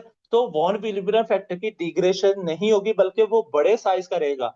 तो क्या होगा कि ये हमारी जो ब्लड वेसल्स हैं, ठीक है, ये है हमारे पास बड़े ब्लड वेसल्स, तो जिसकी वजह से अगर ये प्लेट जो है वो वॉन विलिब्रेन फैक्टर जो है वो बड़े साइज का रहेगा, तो जिसकी वजह से क्या हुआ, इसके साथ डिफरेंट प्लेटलेट इस तरह अटैच हो जाएंगे। ठीक है। और जब ये अटैच होंगे तो जिसकी वजह से क्या होगा, प्लेटलेट की एग्रीगेशन होगी और माइक्रोथ्रोम्बाई फॉर्मेशन होगी। और जब ये माइक्रोथ्रोम्बाई हमारे डिफरेंट बॉडी के ब्लड वेसल्स के अंदर जो है वो जमा हो जाएगा। अब इसकी वजह से पेशेंट को क्या होगा, प्लेटलेट यूज होने की वजह से जो है वो क्या होगा, पेशेंट का प्लेटलेट काउंट कम हो जाएगा, और प्लेटलेट काउंट कम होने से क्या होगा, ब्लीडिंग टाइम पेशेंट का बढ़ जाएगा। इसके साथ साथ ये हमारी ब्लड वेसल्स को जो है वो इस तरह अक्लूड करेगा। ये हमारी ब्लड वेसल्स को जब अक्लूड करेगा तो यहाँ से जो आरबीसी होती हैं, जब वो पास होती हैं तो वो बहुत ज्यादा डैमेज होती हैं, और उनकी जो है वो डिस्ट्रक्शन हो जाएगी, और डिस्ट्रक्शन की वजह से हमें माइक्रो एंजियोपैथिक हेमोलिटिक एनीमिया नजर आएगा। ठीक है। और इसके साथ साथ हमें हेलमेट सेल, जिसको सिस्टियोसाइट्स कहते हैं, वो भी हमें नजर आएंगे, जो कि ऑलरेडी इस पिक्चर के अंदर आप देख सकते हो। और marker of the intravascular haemolysis like serum lactate dehydrogenase, haptoglobin ज्यादा होगा, हेप्टोग्लोबुलिन क्या हो जाएगा, कम हो जाएगा, हीमोग्लोबिन यूरिया होगा, और हेमोसिडिन यूरिया होगा। अक्यूट किडनी इंजरी होगी पेशेंट को, क्योंकि अक्यूट क्रेटिनिन जो है वो ज्यादा हो जाएगा। न्यूरोलॉजिकल साइन सिम्टम्स की अगर बात करें हम, पेशेंट को कंफ्यूजन और स्ट्रोक लाइक एपिसोड्स होंगे, और पेशेंट को इसके साथ साथ क्या होगा, फीवर होगा। तो these are the sign symptoms जो कि आपने याद रखना है कि ये हमारे पास जो ट्राइएड होता है ये हिमोलिटिक यूरिमिक सिंड्रोम के अंदर भी होता है। लेकिन जो दो चीजें हैं एक्स्ट्रा, न्यूरोलॉजिकल डिसफंक्शन जिसमें हमारा जीसीएस जो है वो 8 से कम हो जाता है या 7 से कम हो जाता है, और इसके अलावा पेशेंट को फीवर होगा। लैब्स फाइंडिंग में हमारे पास जो है वो पीटी या पीपीटी जो है वो नॉर्मल होता है। इसको हम डिफरेंशिएट करते हैं बिटवीन द डीआईसी। डीआईसी में जो है वो क्या होगा, इंक्रीज होगा पीटी, और एपीपीटी जो है वो रेज होगा। ये आपने इसमें याद रखना है। Then the first line treatment for this purpose we do the plasma exchange is the first line. Important MCQs आपसे पूछा जा सकता है। नेक्स्ट इसके अलावा हम क्या करते हैं, पेशेंट की ग्लूकोकॉर्टिकॉइड कर सकते हैं या पेशेंट को रिटुक्सीमैब जो है वो दे सकते हैं। आई होप ये आपको क्लियर हो चुका होगा। Doctor Muniba, is there any question? No. Okay, doctor Muniba गुस्से में बोल रही हैं। नहीं नहीं। Okay okay. अच्छा, देखें, हमारे पास जो है वो नेक्स्ट कंडीशन है हिमोलिटिक यूरेमिक सिंड्रोम। अब हिमोलिटिक जो यूरेमिक सिंड्रोम होता है ये हमारे पास ग्राम नेगेटिव बैक्टीरिया का एक स्पेशल स्ट्रेन होता है। उस स्ट्रेन को हम क्या कहते हैं, E. coli O157S7। This is the most important strain. ये क्या होता है, ये हमारे पास शीगा टॉक्सिन प्रोड्यूसिंग ई कोलाई होता है। ये टॉक्सिन क्या करती है, ये हमारे ब्लड वेसल्स को, फॉर एग्जाम्पल ये है हमारी ब्लड वेसल्स, इस ब्लड वेसल्स के अंदर क्या होती है, एंडोथेलियल सेल्स होती हैं। ये क्या करेगी, ये टॉक्सिन जो है वो इस इंडोथेलियल सेल्स को डैमेज करेगी। जब ये इंडोथेलियल सेल्स को डैमेज करेगी तो क्या होगा, इंडोथेलियल डिसफंक्शन होगा, जिसकी वजह से क्या होगा कि इंडोथेलियल फॉर एग्जांपल नीचे भी हमारे पास जो है वो डैमेज हुई है यहाँ पे, ठीक है। और यहाँ पे सब एंडोथेलियल कोलेजन एक्सपोज होने की वजह से ये जो है वो यहाँ पे प्लेटलेट जमा हो चुके हैं, माइक्रोथ्रोम्बाई बन चुका है। अब ये जो माइक्रोथ्रोम्बाई है, ठीक है, एंडोथेलियल डिसफंक्शन, यहाँ पे एंडोथेलियल डिसफंक्शन हुआ और यहाँ पे माइक्रोथ्रोम्बाई फॉर्मेशन हुई। अब इसकी वजह से क्या होगा, एक तो प्लेटलेट यूज हुए हैं। अब प्लेटलेट यूज होने की वजह से जो है वो लेस क्या होगा, प्लेटलेट काउंट होगा। जब लेस प्लेटलेट काउंट होगा तो इसकी वजह से जो है वो क्या हो जाएगा, ब्लीडिंग टाइम हमारे पास बढ़ जाएगा। जब ये ब्लीडिंग टाइम बढ़ेगा, इसके साथ साथ आरबीसी जो होती हैं हमारे, ये जब इस फोर्ट यहां से गुजरेंगे, that will lead to the destruction of RBC, ठीक है। आरबीसी की जो है वो क्या हो जाएगी, डिस्ट्रक्शन हो जाएगी, that will lead to the micro angiopathic haemolytic anaemia, ठीक है। और जिसकी वजह से क्या होगा, सीरम एलडीएच ज्यादा होगा, हेप्टोग्लोबुलिन कम होगी, इंक्रीज होगा हीमोग्लोबिन यूरिया, इंक्रीज होगा हिमोसिडरिन यूरिया, ठीक है। ये सारी चीजें इसके साथ होगी, और इसके साथ साथ ये हमारी जो है वो डिक्रीज करेगा रेनल परफ्यूजन को या रेनल जो है वो इंजरी काज करेगा, ठीक है। जिसकी वजह से पेशेंट को क्या होगा, अक्यूट किडनी इंजरी होगी, और इसको हम कहेंगे एजोटीमिया होगा, और जिसकी वजह से पेशेंट का जो है वो इंक्रीज हो जाएगा क्रेटिनिन। आई होप ये आपको क्लियर हो चुका होगा कि क्या इसमें होता है। और मोस्ट कॉमनली ये चिल्ड्रन में होता है, और आफ्टर जो है वो ब्लडी डायरिया, जब भी आपको इस तरह की बात हो कि patient have the bloody diarrhoea, उसके बाद इस तरह की साइन सिम्टम्स आए, then that is a haemolytic uraemic syndrome. और इसके अंदर पीटी एपीपीटी नॉर्मल होता है। ट्रीटमेंट के लिए हमने स्पोर्टिव केयर करना है, हाइड्रेशन डायलिसिस जो है वो सिवियर केसेस के अंदर हमने पेशेंट को देनी होती है। thrombotic thrombocytopenic purpura, microangiopathic hemolytic anemia and acute renal failure is a triad जो कि हमारे पास हिमोलिटिक यूरेमिक सिंड्रोम में होता है। नेक्स्ट हमारे पास है हिमोफिलियास। हिमोफिलियास जो है वो इसमें आप देखें, हमारे पास है हिमोफिलिया ए, ठीक है, और हिमोफिलिया बी और सी, ठीक है। अब हीमोफीलिया ए जो है वो क्या होता है, मोस्टली इसमें फैक्टर इंट्रिंसिक पाथवे डिफेक्ट होता है। क्यों इंट्रिंसिक पाथवे, क्योंकि इनके अंदर जो क्लोटिंग फैक्टर यूज होते हैं हीमोफीलिया में फैक्टर 8 डेफिशिएंसी होती है, और ये एक्स लिंक्ड रिसेसिव होता है, मींस कि ये मोस्टली मेल को इफेक्ट करता है। और फैक्टर जो हिमोफीलिया बी होता है उसमें फैक्टर 9 डेफिशिएंसी होती है, जो कि एक्स लिंक्ड रिसेसिव होता है, इसको क्रिसमस डिजीज भी कहते हैं। फैक्टर सी जो होता है फैक्टर 11 डेफिशिएंसी होते हैं, ये हमारे पास ऑटोसोमल रिसेसिव होता है, मींस कि देयर इज 25% ऑफ चांसेस के नेक्स्ट जनरेशन के अंदर ये पेशेंट को हो। अब नेक्स्ट जो है हिमोफीलिया के अंदर क्या होता है कि इंट्रिंसिक पाथवे के अंदर जितने भी ये क्लोटिंग फैक्टर है वो यूज होते हैं, ये वाले फैक्टर 8, फैक्टर 9 एंड फैक्टर 11 किस में होते हैं? इंट्रिंसिक पाथवे में। और इंट्रिंसिक पाथवे प्रॉब्लम होने की वजह से पेशेंट का जो है वो एपीपीडी जो है वो पेशेंट का बढ़ जाएगा, एक्टिवेटिव पार्शियल थ्रोम्बोप्लास्टिन टाइम, क्योंकि ये इंट्रिंसिक फैक्टर को शो करता है। लेकिन पीटी और ब्लीडिंग टाइम पेशेंट का नॉर्मल रहेगा, क्योंकि जो पीटी होता है ये किसको शो करता है? ये शो करता है हमारे पास एक्सट्रिंसिक पाथवे को।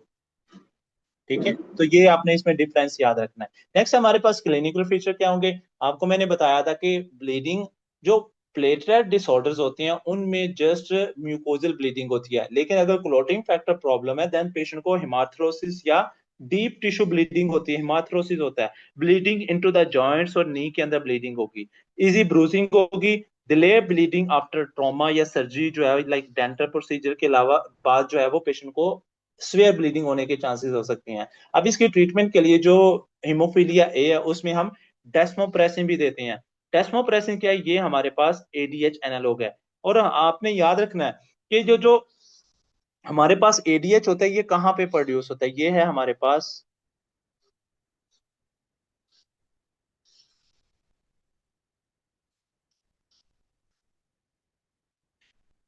हाइपोथैलेमस। ठीक है, ये है हमारे पास हाइपोथैलेमस। और हाइपोथैलेमस के अंदर दो स्पेशल जो है वो न्यूरॉन्स होते हैं। उन न्यूरॉन्स को हम क्या कहते हैं? Para ventricular, para ventricular nucleus and supra optic nucleus. अब ये पैरा ऑप्टिक और पैरावेंटिकुलर एंड सुप्रा ऑप्टिक न्यूक्लियस क्या कहते हैं? ये इस तरह इनकी जो डेंड्राइट्स होते हैं ना यहाँ पे इस तरह अटैच होते हैं, लाइक इस तरह जो है वो अटैचमेंट होती है। और हाँ, आपने एक चीज याद रखनी है कि जो एडीएच होता है, एडीएच की जो प्रोडक्शन है वो यहाँ पे होती है। ठीक है, प्रोडक्शन कहाँ पे हो रही है? हाइपोथैलेमस में, न्यूरॉन की सेल बॉडीज के अंदर, क्योंकि ये क्या है? न्यूरॉन्स की सेल बॉडीज। क्योंकि जो हमारे पास एंटी डायूरेटिक हार्मोन है, ये एक एंटी डायूरेटिक हार्मोन हमारे पास एक मैक्रो मॉलिक्यूल है, और जितने भी मैक्रो मॉलिक्यूल होते हैं हम उनको सेल की डेंड्राइट्स के अंदर प्रोड्यूस नहीं कर पाते, बल्कि वो सेल बॉडी के अंदर प्रोड्यूस होते हैं जहां पे मेन मटेरियल होता है। तो सेल बॉडी में ये प्रोड्यूस होते हैं, नीचे जो है वो डिसेंड करते हैं, और डिसेंड होके यहाँ पे एडीएच जो है वो क्या हो जाता है? एडीएच पोस्टीरियर पिट्यूटरी, ये है हमारे पास पोस्टीरियर पिट्यूटरी, यहाँ पे स्टोर होता है। और जब भी कोई स्टिमुलस आती है, स्टिमुलस क्या है? इंक्रीज सीरम ओस्मोलैरिटी, जब भी ज्यादा होती है या डिक्रीज होता है पेशेंट का ब्लड प्रेशर, ये दोनों जो है वो हमारे इंटीरियर पिट्यूटरी को स्टिमुलेट करते हैं, और जिससे जो है वो एडीएच जो है वो रिलीज होता है। अब एडीएच का क्या काम है? दो काम होते हैं। एक जो V1 रिसेप्टर के थ्रू जो है वो हमारे इंक्रीज करता है प्लेटलेट्स को, और इंक्रीज करता है ब्लड वेसल कंस्ट्रिक्शन को। ठीक है, ये जो V1 रिसेप्टर होता है ये मोस्टली कहां पे होता है? एंडोथेलियल सेल्स के ऊपर होता है, ये आपने इसमें याद रखना है। और दूसरी बात कि जो हमारे पास नेक्स्ट जो V2 रिसेप्टर के थ्रू काम करता है, ठीक है, ये V2 रिसेप्टर क्या कहां पे होता है? हमारे प्रिंसिपल सेल्स के ऊपर होता है, जो हमारे alpha sorry distal convoluted tubule होती है नेफ्रॉन की, वहां पे प्रिंसिपल सेल्स होती हैं, वहां पे होता है। और ये क्या करता है? इंक्रीज करता है एक्वापोरिन को। जब ये इंक्रीज करेगा एक्वापोरिन को, जिससे जो है वो क्या होगा?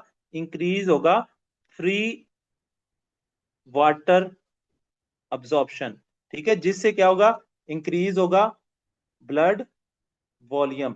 और आप देखें दो चीजें ये कर रहा है, एक ये ब्लड वेसल्स की वेसोकंस्ट्रिक्शन कर रहा है, एक ये ब्लड वॉल्यूम को इंक्रीज कर रहा है। और ब्लड वॉल्यूम इंक्रीज होने से, फ्री वाटर होने से, ऑस्मोलैरिटी क्या हो जाएगी? डिक्रीज हो जाएगी। और वेजोकंस्ट्रिक्शन होने से जो ब्लड प्रेशर लो हो रहा है वो क्या हो जाएगा, ब्लड प्रेशर इंक्रीज हो जाएगा। तो ये इसका मेन इफेक्ट होता है कि जो जिस तरह ये हमारे पास एडीएच जो है वो काम करता है। इसके साथ साथ इसका जो एनालॉग होता है उसको हम डेस्मोप्रेसिन कहते हैं। हमें पता है ये एंडोथेलियल सेल्स के ऊपर V1 रिसेप्टर को स्टिमुलेट करेगा, और V1 रिसेप्टर के वहां पे वेबल प्लेडे बॉडीज एक्टिवेट होंगी, और वेबल प्लेडे बॉडी से जो है वो क्या होंगे, इंक्रीज फैक्टर 8 और वॉन विलिब्रेन फैक्टर का रिलीज होगा। इसके अलावा फैक्टर 8 कंसंट्रेशन भी दे सकते हैं, और एमिसुजिमैब लाइक ये मोनोक्लोनल एंटीबॉडी है जो कि हम पेशेंट को दे सकते हैं। इसके अलावा हेमोफीलिया बी के अंदर फैक्टर 9 जो है वो कंसंट्रेशन दे सकते हैं, और फैक्टर 11 कंसंट्रेशन पेशेंट को दे सकती हैं। आई होप ये आपको क्लियर हो चुका होगा, और एडीएच का मैकेनिज्म आपको क्लियर हो गया कि किस तरह एडीएच रिलीज होता है और कैसे जो है वो ये मैकेनिज्म काज करता है, लाइक कौन कौन से इसका मैकेनिज्म है। जी। ओके सो लेट्स, और ठीक है, नेक्स्ट ऑलरेडी ये हमने डिस्कस किया हुआ है, इसको हमने इतना ज्यादा डिटेल में डिस्कस नहीं करना। विटामिन के डेफिशिएंसी देखें, विटामिन के is important for the gamma carboxylation reaction of the vitamin के डिपेंडेंट कोलोटिंग फैक्टर। मींस के पहले हमारे पास जो विटामिन के होता है वो ऑक्सीडाइज्ड फॉर्म में होता है, इनएक्टिव फॉर्म में होता है। हमारे पास एक स्पेसिफिक जो है वो एंजाइम होता है जो क्या करता है, इस विटामिन के को इनएक्टिव फॉर्म को ऑक्सीडाइज्ड फॉर्म को रिड्यूस फॉर्म के अंदर कन्वर्ट करता है, एक्टिवेट करता है। और इसके जो एक्टिवेटेड फॉर्म के अंदर हमारे पास जो है वो विटामिन के होता है, वो क्लोटिंग फैक्टर 2, 7, 9, 10 को जो है वो ऑक्सीडाइज फॉर्म के अंदर मींस के उसको एक्टिवेट करता है। आगे फिर ये कोगुलेशन होती है। विटामिन के डेफिशिएंसी में क्या होगा, विटामिन के डेफिशिएंसी में आपने याद रखना कि हमारे पास जो है वो गैमा कार्बोक्सिलेशन रिएक्शन, ये जो वाला रिएक्शन है वो नहीं होगा, क्योंकि इसके लिए हमें विटामिन के की चाहिए, जिसकी वजह से डिक्रीज एक्टिविटी होगी फैक्टर 2, 7, 9, 10 प्रोटीन सी और एस। प्रोटीन सी और एस हमारे पास जो होती हैं ये एंटी कोगुलेंट होती हैं, पर और फैक्टर 2, 7, 9, 10 जो है वो हमारे पास क्लोटिंग फैक्टर है। अब इसकी लैब फाइंडिंग अगर हम देखें तो हमारे पास पीटी एपीपीटी जो है वो रेज्ड हो जाएगा, और PT is the earliest due to the factor 7 की डेफिशिएंसी की वजह से। ठीक है, क्योंकि फैक्टर 7 हमारे पास एक्सट्रिंसिक पाथवे को में मोस्ट इंपोर्टेंट फैक्टर होता है, जिसकी वजह से पीटी सबसे ज्यादा जो है वो रेज होगा विटामिन के डेफिशिएंसी में। बाद में जो है वो दूसरे फैक्टर भी इन्वॉल्व होते हैं, फैक्टर 10 होता है, और फैक्टर 10 हमें पता है कहाँ पे होता है, कॉमन पाथवे में होता है। ठीक है, कॉमन पाथवे में होता है, और कॉमन पाथवे दोनों को इफेक्ट करता है, जिससे जो है वो पीपीटी भी रेज होगा, लेकिन नॉर्मल ब्लीडिंग टाइम होगा इसमें। न्यू बॉर्न के अंदर हम जो है वो मोस्ट कॉमनली हो सकता है, बिकॉज हमारे जो गट फ्लोरा होते हैं this produce vitamin K, that's why we give vitamin K prophylactically to the newborn patient, because these newborns have the sterile gut and there is no production of the vitamin K by the gut flora. And also prolonged use of the antibiotic can also cause the vitamin K deficiency, because if we give prolonged antibiotic, these antibiotic can kill the normal flora of gut intestine, that will lead to the deficiency of the vitamin K. And malabsorption, like most commonly malabsorption we can see in the cystic fibrosis, and also we can see in any other condition like inflammatory bowel disease, ulcerative colitis, Crohn disease, and celiac disease. These all conditions will lead to the loss of the vitamin K dependent clotting factor, because in all these conditions like cystic fibrosis there is no production of the exocrine pancreatic gland, which is important for the fat emulsification and fat absorption. And also in the inflammatory bowel disease like ulcerative colitis and Crohn disease. And the next condition is celiac disease. In all of these conditions, there is no proper digestion and no proper absorption of the fat. Means there is less fat digestion. So then what will happen? There we know vitamin K dependent clotting factor like vitamin A, D, E, and K, addict. These are the vitamin which is absorbed with the fat. If there is less fat digestion, that will lead to the loss of deficiency of the vitamin K. So आपने याद रखना है कि cystic malabsorption like cystic fibrosis, inflammatory bowel disease, सिलिक disease, इन सब conditions के अंदर patient को फैट डाइजेशन नहीं होगी, और पेशेंट को क्या होगा, विटामिन के डेफिशिएंसी नीमिया, सॉरी कोगुलेशन डिफेक्ट होगा।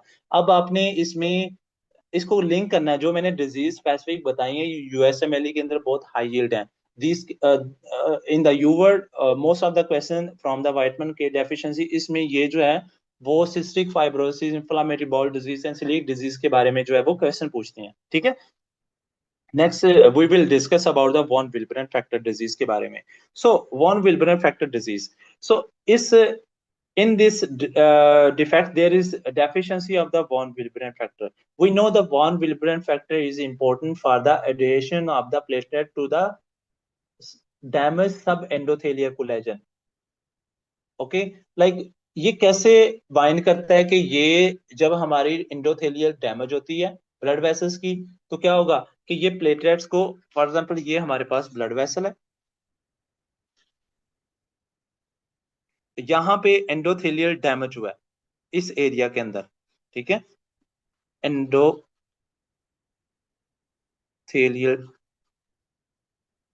डैमेज है। अब जब एंडोथेलियल डैमेज होगा तो क्या करेगा, यहाँ पे वॉन विल्बरेन फैक्टर नॉर्मली ऐसे अटैच होता है और वॉन विल्बरेन फैक्टर जो है वो इसके साथ ग्लाइकोप्रोटीन 1b इस तरह अटैच होती है, ठीक है, ये हमारे पास GP1b है और इसके साथ जो है वो आगे प्लेटलेट्स अटैच होते हैं। अगर हमारे पास वॉन विल्बरेन की डेफिशिएंसी हो जाए, हमारे पास इस वॉन विल्बरेन फैक्टर की डेफिशिएंसी हो जाए, तो क्या ये अटैच होगा, that will lead to the less platelet adhesion and there is no binding of the platelet, there is no binding of the platelet with the von Willebrand factor that will lead to the von Willebrand disease। और हमें एक और important आपने याद रखना है कि जो एंडोथेलियल सेल्स होती हैं, वहां पे एंडोथेलियल सेल्स के अंदर जो है वो ये जो यहाँ पे एंडोथेलियल सेल्स होती हैं, यहाँ पे वेबल प्लेडे बॉडीज होती हैं, WBP। इसके अंदर दो चीजें होती हैं, वॉन विल्ब्रेन फैक्टर होती हैं एंड फैक्टर 8 जो है, ये दोनों जो है वो एक दूसरे को सपोर्ट करते हैं। अगर हमारे पास एंडोथेलियल डिसफंक्शन होता है तो इन दोनों की डेफिशिएंसी हो जाएगी, that will lead to the deficiency of the von Willebrand factor. इसके साथ साथ जो है वो फैक्टर 8 की भी डेफिशिएंसी हो जाएगी, ठीक है, जिसकी वजह से हमें वॉन विल्ब्रेन फैक्टर के अंदर जो है वो पीपीटी, ठीक है, PT sorry partial thromboplastin time जो एक्टिवेटेड होता है वो रेस मिलता है। दैट इज द, और it's the most common inherited जो है वो ब्लीडिंग डिसऑर्डर्स होता है, मोस्टली ऑटोसोमल डोमिनेंट कंडीशंस में होता है। And there is also mucosal bleeding like epistaxis menorrhagia, most commonly females के अंदर जो है वो हैवी मेंस्ट्रुअल ब्लीडिंग होती है, prolonged bleeding of the surgery and the trauma and bleeding time raised होगा क्योंकि प्लेटलेट प्लग नहीं बनेगा, नॉर्मल या इंक्रीज पीपीटी होगा, ठीक है। इसके अलावा पीटी जो है वो नॉर्मल होगा। इसके अंदर हम ट्रीटमेंट में वही एडीएच एनालॉग जो है वो हम डेस्मोप्रेसिन पेशेंट को देते हैं, जिससे वॉन विल्ब्रेन फैक्टर जो है वो एंडोथेलियम से रिलीज होगा। और एंडोथेलियम से वॉन विल्ब्रेन फैक्टर कहां से रिलीज होता है, फ्रॉम द वेबल प्लेडे बॉडी। बहुत इंपॉर्टेंट पॉइंट आपने ये याद रखना है, वेबल प्लेडे बॉडी से होता है। इसके अंदर फिर हम सिवियर केसेस के अंदर हम वॉन विल्ब्रेन फैक्टर कंसल्टेशन जो है वो सिवियर केसेस में पेशेंट को दे सकते हैं। आई होप ये आपको क्लियर हो चुका होगा। और नेक्स्ट जो है वो हम डिस्कस करेंगे डिसएमिनेटेड इंट्रावेस्कुलर कोगुलेशन के बारे में। देन हम जो है वो हेरिडेटरी थ्रोम्बोसाइटोपेनिया को डिस्कस करेंगे, ब्लड ट्रांसफ्यूजन को, देन जो है वो लिम्फोमास को डिस्कस करेंगे, ठीक है। डिसएमिनेटेड इंट्रावेस्कुलर कोगुलेशन को देखें, हमारे पास इस कंडीशन के अंदर जो है वो इस डिसेमिनेटेड इंट्रावेस्कुलर कोगुलेशन में आपने एक चीज याद रखनी है, there is widespread coagulation, जो कि बॉडी के अंदर मल्टीपल वेसल्स के अंदर डिसेमिनेशन हो जाती है, जो कि कोगुलेशन हो जाती है। इसको हम कंजप्टिव कोगुलोपैथी भी कहते हैं। बहुत इंपॉर्टेंट पॉइंट, क्योंकि एक्सेसिव प्लेटलेट के कंजप्शन की वजह से जो कि पूरी बॉडी के अंदर जो है वो क्या बनाते हैं, प्लेटलेट प्लग बनाते हैं, प्लेटलेट प्लग बनाते हैं, जिससे प्लेटलेट क्या होते हैं, यूज हो जाते हैं। और प्लेटलेट यूज होने से जो है वो क्या हो जाता है, प्लेटलेट काउंट कम हो जाता है और उनकी कंजप्शन हो जाती है और पेशेंट का ब्लीडिंग टाइम जो है वो रेज हो जाता है। इसके अलावा वाइड स्प्रेड कोगुलेशन एक्टिवेशन की वजह से माइक्रोथ्रोम्बाई बनती है and the consumption of the platelets and clotting factors that will lead to the bleeding. और ब्लीडिंग होने के चांसेस जो है वो बहुत ज्यादा बढ़ जाते हैं। अब इसकी काजेज बहुत इंपॉर्टेंट है एग्जाम पॉइंट ऑफ व्यू से। Sepsis is the most common cause, ठीक है, sepsis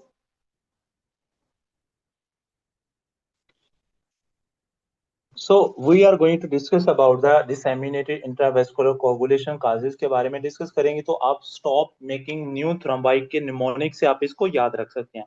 so what of the one of the most important cause अगर आपसे कोई पूछे that is a sepsis. And sepsis most commonly कौन से बैक्टीरिया के साथ एसोसिएटेड होती है? That is a E coli and Neisseria meningitidis. ठीक है, ये दोनों बैक्टीरिया जो होती हैं हमारे पास, जो नाइजेरिया इकोलाई है ये ग्राम नेगेटिव बैक्टीरिया, और ग्राम नेगेटिव जो बैक्टीरिया होते हैं ये क्या प्रोड्यूस करते हैं? एंडोटॉक्सिन प्रोड्यूस करते हैं, एंडोटॉक्सिन प्रोड्यूस करते हैं। और नाइजीरिया स्पीशीज भी हमारे पास ग्राम नेगेटिव बैक्टीरिया है। और ये दोनों बैक्टीरिया क्या करती हैं? इंफ्लामेशन काज करती हैं, और इंफ्लामेशन की वजह से क्या प्रोड्यूस होता है? Interleukin 1, interleukin 6 and tumour necrotic factor alpha. ये जो हमारे पास ट्यूमर नेक्रोटिक फैक्टर अल्फा होता है ये हाईली टॉक्सिक होता है। अब ये जो इंटरल्यूकिन 1 होता है ये क्या करता है? ये फीवर करता है, फीवर प्रोड्यूस करता है। ठीक है, बॉडी के टेम्परेचर को जो है वो इंक्रीज करता है। लेकिन इंटरल्यूकिन 6 ये अक्यूट फेज रिएक्टेंट प्रोड्यूस करता है, और ये इंटरल्यूकिन 6 ट्यूमर नेक्रोटिक फैक्टर के साथ मिलकर क्या करता है? इंक्रीज करता है blood vessel dilatation, blood vessel की डायलेटेशन काज करता है, प्लस इंक्रीज करता है परमिएबिलिटी को। ठीक है, दो चीजें, ब्लड वेसल की डायलेटेशन एंड परमिएबिलिटी को इंक्रीज करता है, जिसके वजह से क्या होता है? परमिएबिलिटी और डायलेटेशन होने की वजह से ब्लड वेसल जो है वो क्या हो जाती हैं? लीकी हो जाती हैं।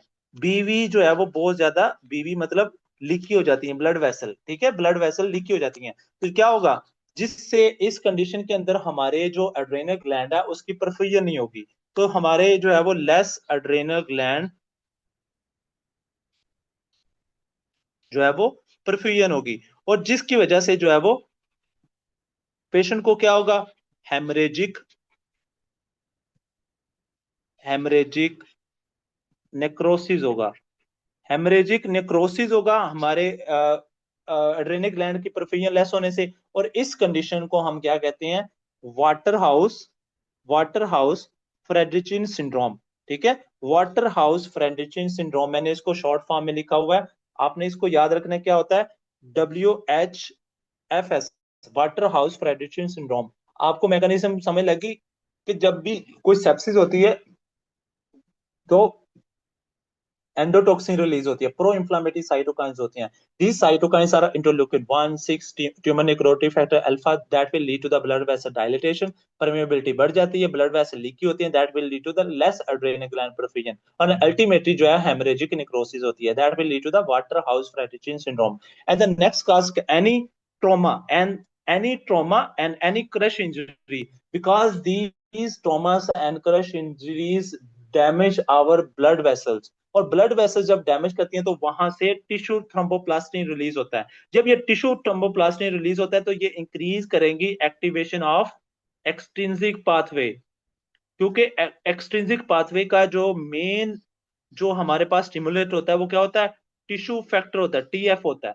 जब टिश्यू फैक्टर ज्यादा होगा तो डेफिनेटली हमारा एक्सट्रिंसिक पाथवे एक्टिवेट होगा। ये आपने इसमें याद रखना है। नेक्स्ट हमारे पास कुछ ऑब्स्टेटिक कॉम्प्लिकेशंस होती हैं, लाइक प्लेसेंटल अब्रप्शन, मींस के abnormal premature separation of the placenta from the uterine wall, that will lead to the placental abruption and amniotic embolism।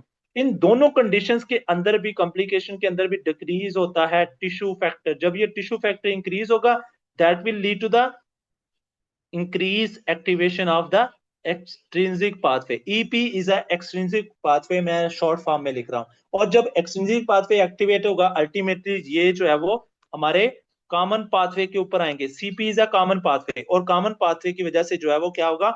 हमारा फाइब्रिनोजिन फाइब्रिन में कन्वर्ट होगा और इंक्रीज होगा जो है वो clot formation.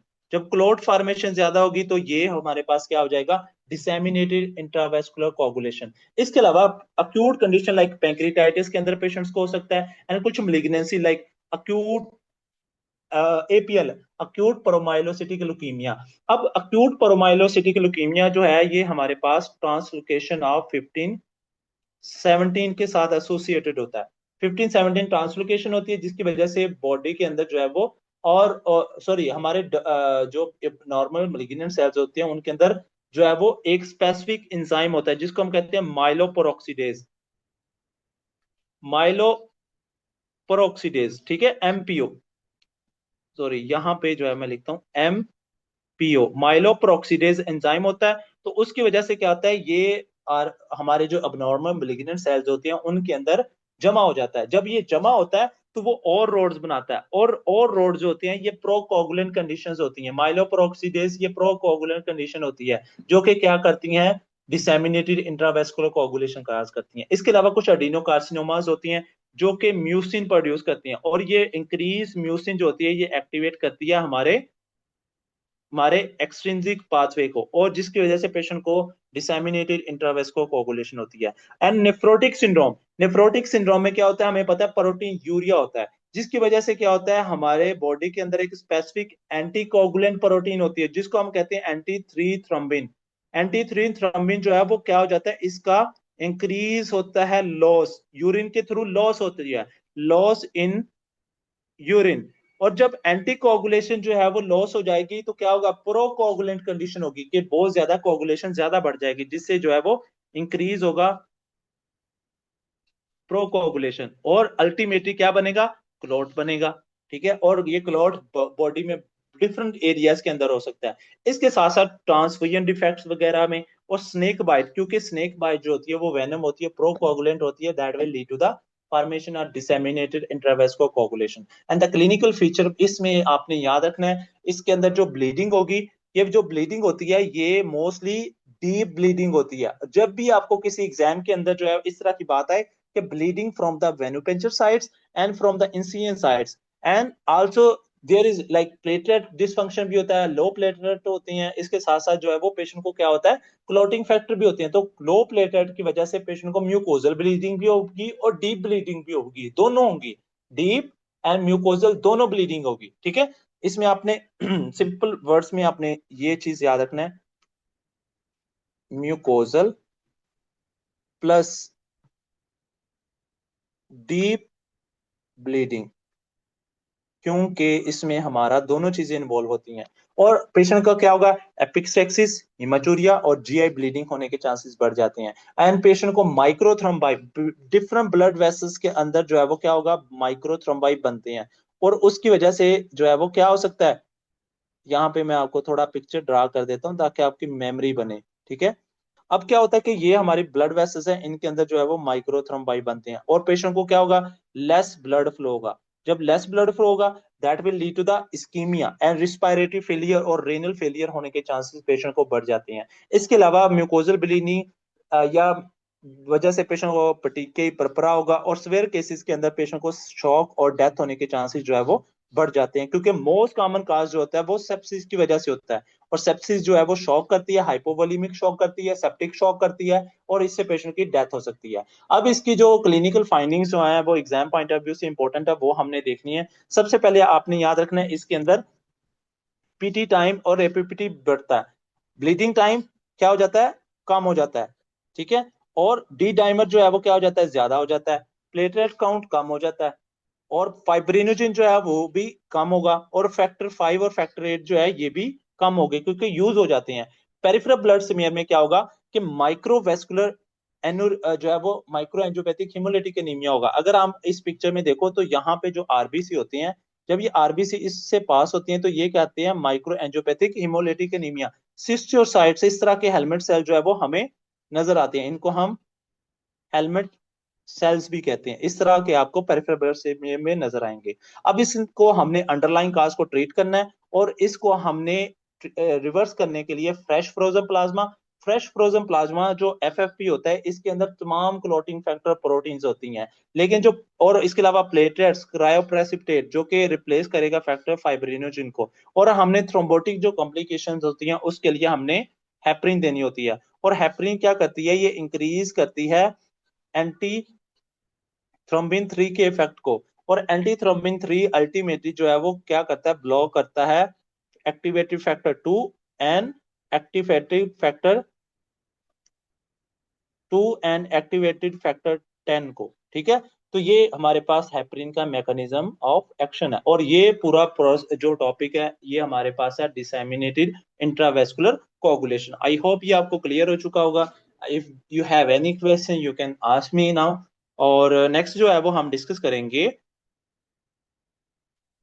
bleeding laboratory characteristics of the coagulopathies.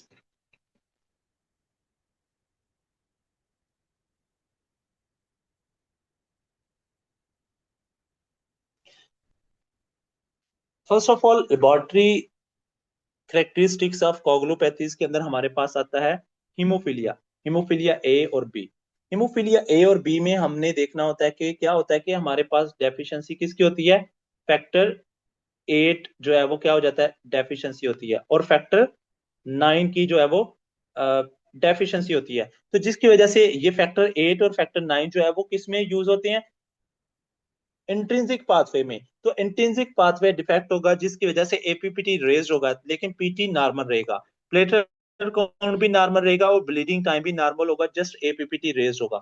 Von विलिब्रियम factor deficiency में क्या होगा, पीटी एपीपीटी नॉर्मल रहेगा, लेकिन एपीपीटी थोड़ा सा लेटर में ज्यादा हो सकता है, क्योंकि वॉन विलिब्रियम फैक्टर जो है वो हमें पता है ये इस फैक्टर 8 के साथ रहता है, क्योंकि ये फैक्टर 8 को सपोर्ट करता है, उसको स्टेबलाइज करता है फैक्टर 8 को। तो अगर इसकी डेफिशिएंसी होगी तो क्या होगा, फैक्टर 8 भी हमारे पास डेफिशिएंसी होगी, जिसकी वजह से पेशेंट को क्या होगा कि उसमें पीटी जो है वो कम हो सकता है, लेकिन प्लेटलेट काउंट नॉर्मल रहेगा, और ब्लीडिंग टाइम बढ़ जाएगा क्योंकि एडहेशन नहीं होगी, लेस एडहेशन की वजह से, लेस एडहेशन की वजह से। ठीक है, नेक्स्ट हमारे पास डिसेमिनेटेड इंट्रावेस्कुलर कोगुलेशन में पीटी रेज होगा, एपीपीटी रेज होगा, प्लेटलेट काउंट कम होगा, ब्लीडिंग टाइम जो है वो पेशेंट का बढ़ जाएगा due to decrease platelet count होने की वजह से। नेक्स्ट यूरेमिक प्लेटलेट डिसफंक्शन में पीटी नॉर्मल रहेगा, एपीपीटी नॉर्मल रहेगा, प्लेटलेट काउंट भी नॉर्मल रहेगा, लेकिन ब्लीडिंग टाइम रेज होगा, क्योंकि ये जो यूरीमिया होता है, ठीक है, ये जो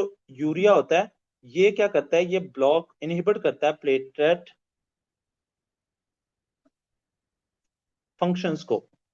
जब प्लेटलेट फंक्शन को जो है वो ब्लॉक करेगा, इसको क्या हम कहेंगे, इसको कहेंगे यूरीमिक प्लेटलेट डिसफंक्शन, ठीक है, या थ्रोम्बोसिथेनिया हम कहेंगे। नेक्स्ट हमारे पास कंडीशन होती है हेपरिन एडमिनिस्ट्रेशन हम करते हैं। हेपरिन क्या करती है, अल्टीमेटली इंक्रीज करती है एंटी थ्रोम्बिन 3 के इफेक्ट को, और आगे वो करेगी फैक्टर 10 को ब्लॉक करेगी, प्लस फैक्टर 2 को ब्लॉक करेगी। तो ये इसका मैकेनिज्म है। तो फैक्टर 10 और 2 किस में यूज होते हैं, इंट्रिंसिक पाथवे में।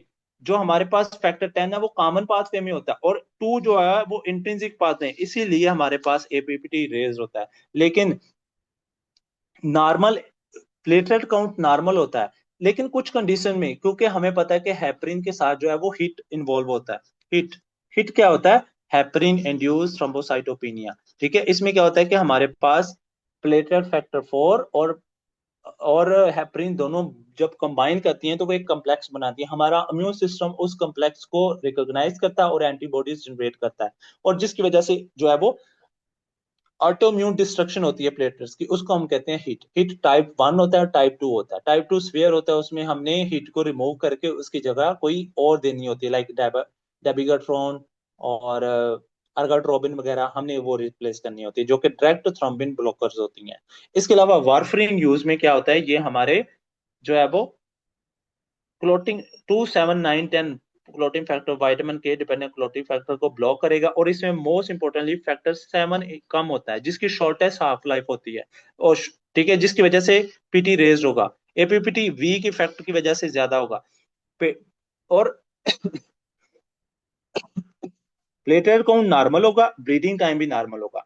इम्यून थ्रोम्बोसाइटोपेनिया की बात करें, पीटी टाइम नॉर्मल होगा, एपीपीटी नॉर्मल होगा, लेकिन प्लेटलेट कम होगा, क्योंकि इसमें एंटीबॉडीज जो है ग्लाइकोप्रोटीन 2 बी 3 रिसेप्टर को डैमेज करती हैं, that will lead to the autoimmune destruction of the platelets in the splenic macrophage. और ब्लीडिंग टाइम जो है वो प्लेटलेट काउंट कम होने से ब्लीडिंग टाइम जो है वो क्या हो जाएगा, रेज हो जाएगा।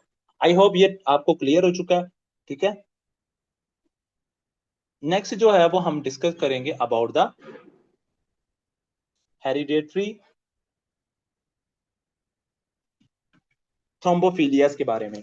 जो हमारे पास हेरिडेटरी थ्रोम्बोफिलियास है, ये हमारे पास ऑटोसोमल डोमिनेट होती हैं, autosomal dominate hypercoagulable states होती हैं that will lead to the increase the risk of venous thrombosis in the multiple blood vessels like mostly hepatic vein में अगर होगा तो बर्ड कैरी सिंड्रोम हो सकती है, मेसेंट्रिक वेन्स के अंदर हो सकता है, ठीक है, और हमारे फिमोरल वेन्स के अंदर जो है वो थ्रोम्बोसिस हो सकता है। अब इनके अंदर मेन में कुछ चीजें आपने याद रखनी है कि एंटी थ्रोम्बिन 3 डेफिशिएंसी क्या होती है। अब एंटी थ्रोम्बिन का मेन काम पहले आपने नॉर्मल फिजियोलॉजी याद रखनी है कि ये एंटी थ्रोम्बिन 3 नॉर्मली क्या करती है, ये ब्लॉक करती है फैक्टर एक्टिवेटेड फैक्टर 10 और एक्टिवेटेड फैक्टर 2 को ब्लॉक करती है। अगर इसकी डेफिशिएंसी होगी there will be loss of inhibition of the factor 2A और 10A, तो मींस के ये फैक्टर 2 और 10 जो है वो ब्लॉक नहीं होंगे। तो जिसकी वजह से क्या होगा, इसकी डेफिशिएंसी की वजह से जो है वो फैक्टर 2 और 10 का इफेक्ट जो है वो बहुत ज्यादा बढ़ जाएगा। जब इसका इफेक्ट बढ़ेगा तो ये हमारे पास क्या होगी, प्रो कोआगुलेंट कंडीशन होगी। और जब ये प्रोकोगुलेंट कंडीशन होगी that will lead to the formation of the thrombi in the multiple blood vessels, but there is no change in the PT PPT और थ्रोम्बिन टाइम, ठीक है। और इसके अलावा हेपरिन अगर हम देते हैं, हमें पता है कि हेपरिन का क्या मैकेनिज्म ऑफ एक्शन होता है। हेपरिन इसके इफेक्ट को स्टिमुलेट करती है, लेकिन जब इसकी डेफिशिएंसी होगी तो हेपरिन की वजह से जो है वो पीपीटी का टाइम जो है वो इफेक्ट नहीं होगा, तो जिसकी वजह से क्या होगा, डिक्रीज पीपीटी होगा। और मोस्टली अक्वायर्ड जो कंडीशन होती है जिसमें जो है वो हमारे पास एंटी थ्रोम्बिन 3 की डेफिशिएंसी होती है, वो हमारे पास कंडीशन है नेफ्रोटिक सिंड्रोम, क्योंकि इसमें जो है ये हमारे पास एंटी थ्रोम्बिन 3 जो है वो लॉस हो जाता है यूरिन के अंदर। नेक्स्ट हमारे पास कंडीशन है फैक्टर 5। अच्छा, यहाँ पे क्वेश्चन क्या पूछा जाएगा कि अगर पेशेंट को हेपरिन दी है लेकिन पेशेंट का पीपीटी रेज नहीं हुआ, पेशेंट का पीटी या एपीपीटी रेज नहीं हुआ, तो कौन सी कंडीशन हो सकती है, that is anti thrombin 3 deficiency. इस तरह के क्वेश्चन आपको एग्जाम के अंदर पूछे जाते हैं। नेक्स्ट हमारे पास जो कंडीशन है factor 5, that is the most common condition factor 5 Leiden. इसमें जो म्यूटेशन होती है वो आर्जिनिन 506 जो है वो रिप्लेस होती है ग्लाइसिन के साथ, GL/N ग्लाइसिन के साथ म्यूटेशन होती है जिसमें factor 5 resistance to the anti procoagulant degradation, APC degradation जिसमें नहीं होती। नॉर्मली फैक्टर 5 को हमें जरूरत नहीं पड़ती, उसको डिग्रेड करना होता है। लेकिन अगर ये फैक्टर रेजिस्टेंस हो जाए जिसकी वजह से मल्टीपल ब्लड वेसल्स के अंदर जो है वो माइक्रोथ्रोम्बाई बनती है, like D vein thrombosis, cerebral vein thrombosis and recurrent pregnancy loss होने के चांसेस पेशेंट को बढ़ जाते हैं। नेक्स्ट हमारे पास जो है प्रोटीन सी और एस डेफिशिएंसी होती है, that will lead to the normally inactivate करता है फैक्टर 7 5 और 8 को, प्रोटीन सी और एस। हमें पता है कि प्रोटीन सी और एस कहाँ से होता है, लिवर से प्रोड्यूस होता है, ठीक है, लिवर प्रोड्यूस को होता है और वाइटामिन के डिपेंडेंट होता है। और इनका काम है कि क्लोटिन फैक्टर 5 और 8 को कम करना। अगर इसकी डेफिशिएंसी हो जाए, अगर इसकी डेफिशिएंसी हो जाए तो क्या होगा, प्रो कोगुलेंट कंडीशन होगी हमारे पास। प्रोकोगुलेंट कंडीशन की वजह से इंक्रीज होगा थ्रोम्बोसिस के रिस्क बढ़ जाएंगे और वारफरीन इंड्यूस स्किन निक्रोसिस होगी। क्योंकि देखें हमारे पास जो है वो दो चीजें होती हैं कि प्रोटीन C+S, इनका क्या काम होता है कि ये होती हैं, और हमारे पास होते हैं क्लोटिन फैक्टर 2, 7, 9 एंड 10। अब क्या करती हैं, हम पेशेंट को वारफरीन देते हैं, ठीक है। जब पेशेंट को हमने वारफरीन दी तो क्या होगा कि ये जो है वो प्रोटीन, नॉर्मली ये प्रोटीन सी और एस इन फैक्टर्स को ब्लॉक करके रखते हैं, ठीक है। लेकिन वारफरीन देती हैं तो वारफरीन डायरेक्टली प्रोटीन सी और एस को ब्लॉक कर देती है, तो जिसकी वजह से ये जो इनहिबिटरी इफेक्ट है ये भी खत्म हो जाता है। तो और लाइक ये दोनों दोनों को करती है, लेकिन ये 5 सेकंड्स के अंदर हो जाती हैं और ये 10 सेकंड में होती हैं, ठीक है। देखिए ये 5 सेकंड तो इसको करेगा, लेकिन ये इसका जो बाकी के 5 सेकंड बचेंगे उसमें हमारे पास जो है क्लोटिन फैक्टर, ये बहुत ज्यादा प्रोलिफरेट करेंगे। जब ये प्रोलिफरेट करेंगे तो ये हमारे पास थोड़ी सी जो है वो ट्रांजिएंट, आपने याद रखना है, एक लफ्ज यूज हुआ है फर्स्ट एड के अंदर, ट्रांजिएंट हाइपर कोगुलेबल कंडीशन होगी। और ट्रांजिएंट हाइपर कोगुलेशन जो है वो मोस्टली हमारे माइक्रो वेसल जो होती हैं, माइक्रो वेसल जो है वो स्किन की इन्वॉल्व होती हैं, वहां पे थ्रोम्बाई बनता है, वहां पे इस्कीमिया होता है, और इस्कीमिया होता है और पेशेंट को क्या हो जाता है, नेक्रोसिस। इस कंडीशन को हम क्या कहते हैं, वारफरीन एंड्यूस्ड स्किन नेक्रोसिस कहते हैं, ठीक है। और फिर इसमें हमने हेपरिन ब्रिजिंग करनी होती है। इसकी कॉम्प्लिकेशन को बचाने के लिए हमने क्या करना होता है, बहुत इंपॉर्टेंट मैकेनिज्म है, हमने क्या करना होता है, हेपरिन ब्रिजिंग के पहले हमने हेपरिन देनी होती है पेशेंट को, देन हमने वारफरीन देनी होती है, क्योंकि जो हेपरिन होती है ये डायरेक्टली पहले इन कोगुलेशन फैक्टर्स को ब्लॉक कर देती है, जिससे पेशेंट को जो है वो वारफरीन इंड्यूस स्किन नेक्रोसिस नहीं होता, ठीक है। नेक्स्ट हमारे पास है प्रोथ्रम्बिन 2G2021A म्यूटेशन होती है। It's a point mutation in the 3 receptors के अंदर होती है, that will lead to the increase prothrombin time बढ़ जाएगा, जिससे वेनस क्लॉट बनने के चांसेस पेशेंट को ज्यादा हो जाते हैं। तो कुछ चीजें एग्जाम पॉइंट ऑफ व्यू से आपने याद रखनी है, जो कि मैंने आपको बहुत अच्छे से पढ़ाई है।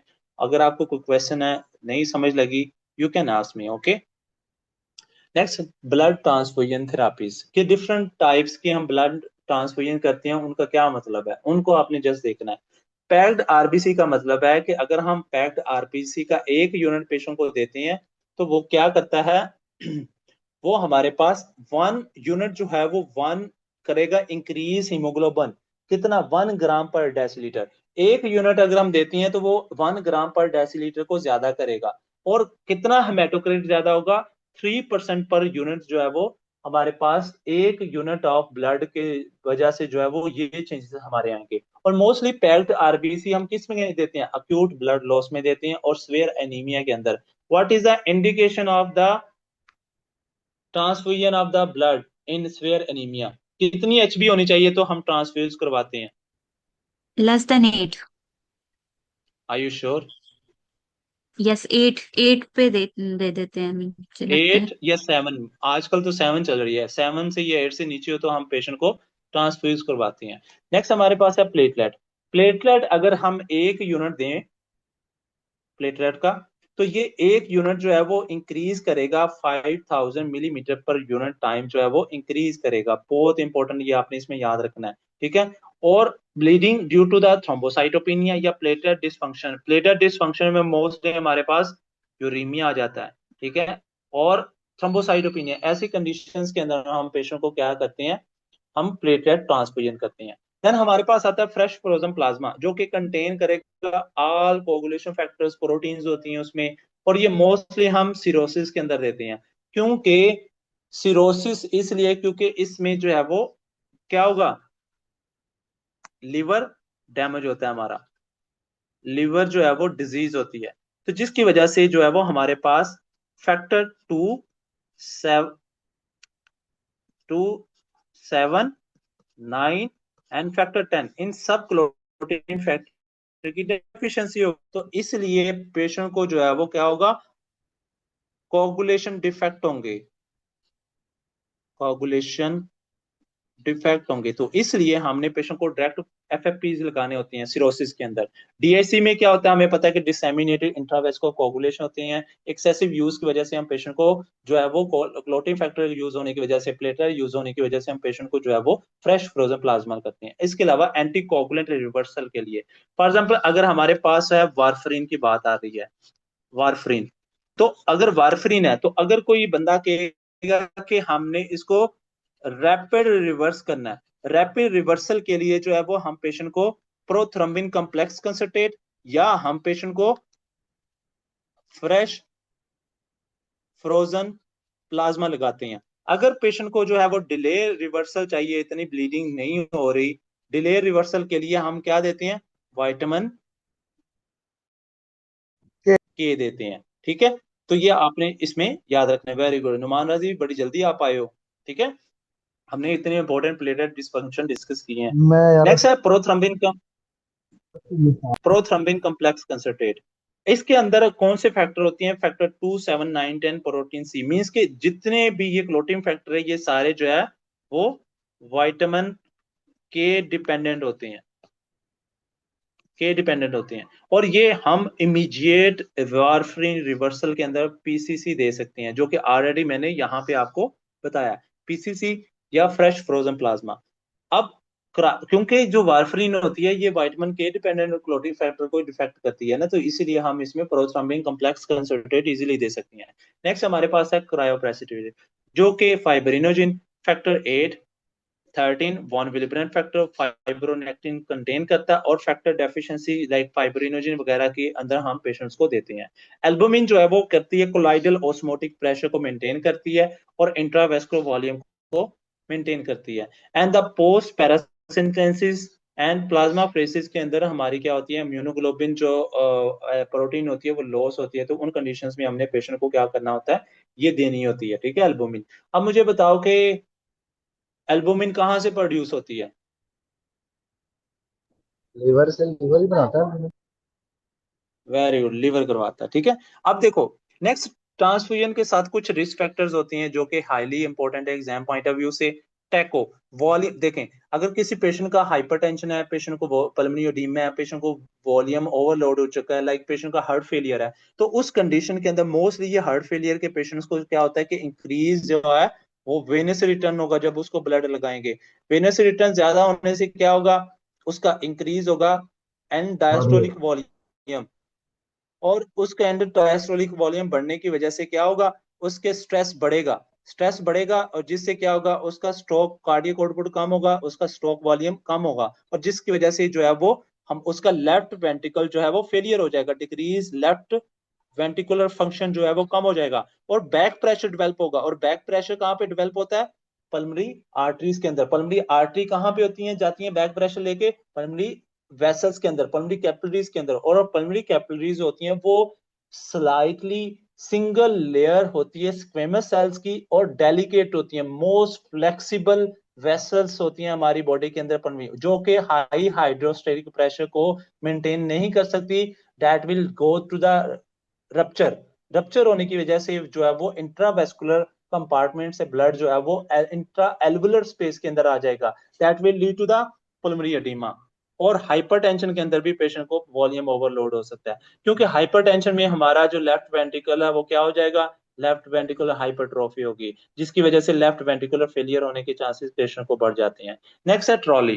ट्रॉली जी is a non cardiogenic pulmonary oedema and hypoxia and hypotension patient. ये जस्ट क्या होती है, transfusion related acute lungs injury को हम क्या कहते हैं, ट्रॉली कहते हैं। बहुत important exam point of view से आपने इसको याद रखना है। नेक्स्ट है volume iron overload. Iron overload देखें, बार बार अगर पेशेंट को हम ट्रांसफ्यूज करते हैं तो उसमें क्या बताया? वेरी गुड, उसमें आयरन ओवरलोड भी होता है। ठीक है, डॉक्टर मुनीबा अपना माइक ऑफ कर लें। I am so sorry. देखें नेक्स्ट, देखें वॉल्यूम ओवरलोड होगा तो सेकेंडरी हेमाक्रोमेटोसिस होगा। हाइपोकैलेसीमिया, क्योंकि हम जो ब्लड स्टोर करते हैं ना उसके अंदर हमने सिट्रेट रखना होता है, सिट्रेट, ताकि वो हिमोलाइसिस ना हो जो हम आरबीसी बॉडी से निकाल लेते हैं। तो सिट्रेट जो है वो कैल्शियम के साथ बाइंड करके हाइपोकैलेसीमिया काज करती है। और अगर कभी भी पेशेंट को आपने ट्रांसफ्यूज किया, उसकी वजह से पेशेंट को स्पाज्म हो चुका है, स्पाज्म या टेटनी के साइन सिम्टम आए, तो पेशेंट को आपने कैल्शियम ग्लूकोनेट भी साथ में लगाना है, ताकि उसका हाइपोकैलेसीमिया ठीक हो सके। ठीक है, इसके अलावा अगर ओल्ड आरबीसी हमने दिया है, फॉर एग्जाम्पल हमने एक पेशेंट से ब्लड लिया, उसको उसका उसका जो ब्लड था वो 118 दिन का है, और हमने उसको 2 दिन के बाद जो है वो उसको लगा दिया, वो 120 दिन का हो चुका है। तो 120 दिन के ऊपर जो है वो क्या होगा, 120 डेज पे जो है वो सारे आरबीसी रप्चर हो जाते हैं, ओल्ड हो जाते हैं।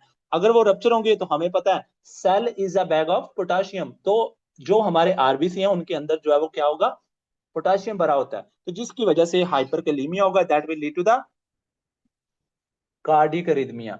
ठीक है, क्योंकि हाइपरकैलेमिया क्या होता है कि हमारी जो रिपोलराइजेशन फेज होती है, जो कि जिसको हम कहते हैं फेज 4 होती है, या हमारे पास जो कार्डियक रिपोलराइजेशन जो होती है उसको प्रोलॉन्ग कर देगी, जिससे क्यूटी इंटरवल प्रोलॉन्ग होगा। जब क्यूटी इंटरवल प्रोलॉन्ग होगा, that will lead to the cardiac arrhythmia, ventricular cardiac arrhythmia, ventricular fibrillation, ventricular tachycardia, that is a lethal, जिससे एसिस्टली हो सकती है पेशेंट को, पेशेंट की डेथ होने के चांसेस होते हैं। इसलिए अगर पेशेंट को हाइपरकैलेमिया जिसमें हमारे पास क्या हाइपरकैलेमिया में ईसीजी में क्या चेंजेस आते हैं? टाल टेंटेड टी वेव, ठीक है, टाल टेंटेड टी वेव आपने याद रखना है। जो इंक्रीज पोटेशियम की वजह से जो हमारे पास ईसीजी के ऊपर आएगी वो इस तरह की होगी। ये है हमारे पास पी वेव, देन ठीक है, ये जो हमारे पास है ये पीक या टाल टेंटेड पी वेव है। इसको आपने डिफ्रेंशिएट करना है बिटवीन द इस्कीमिक डैमेज में। इस्कीमिया में इस तरह की होती है,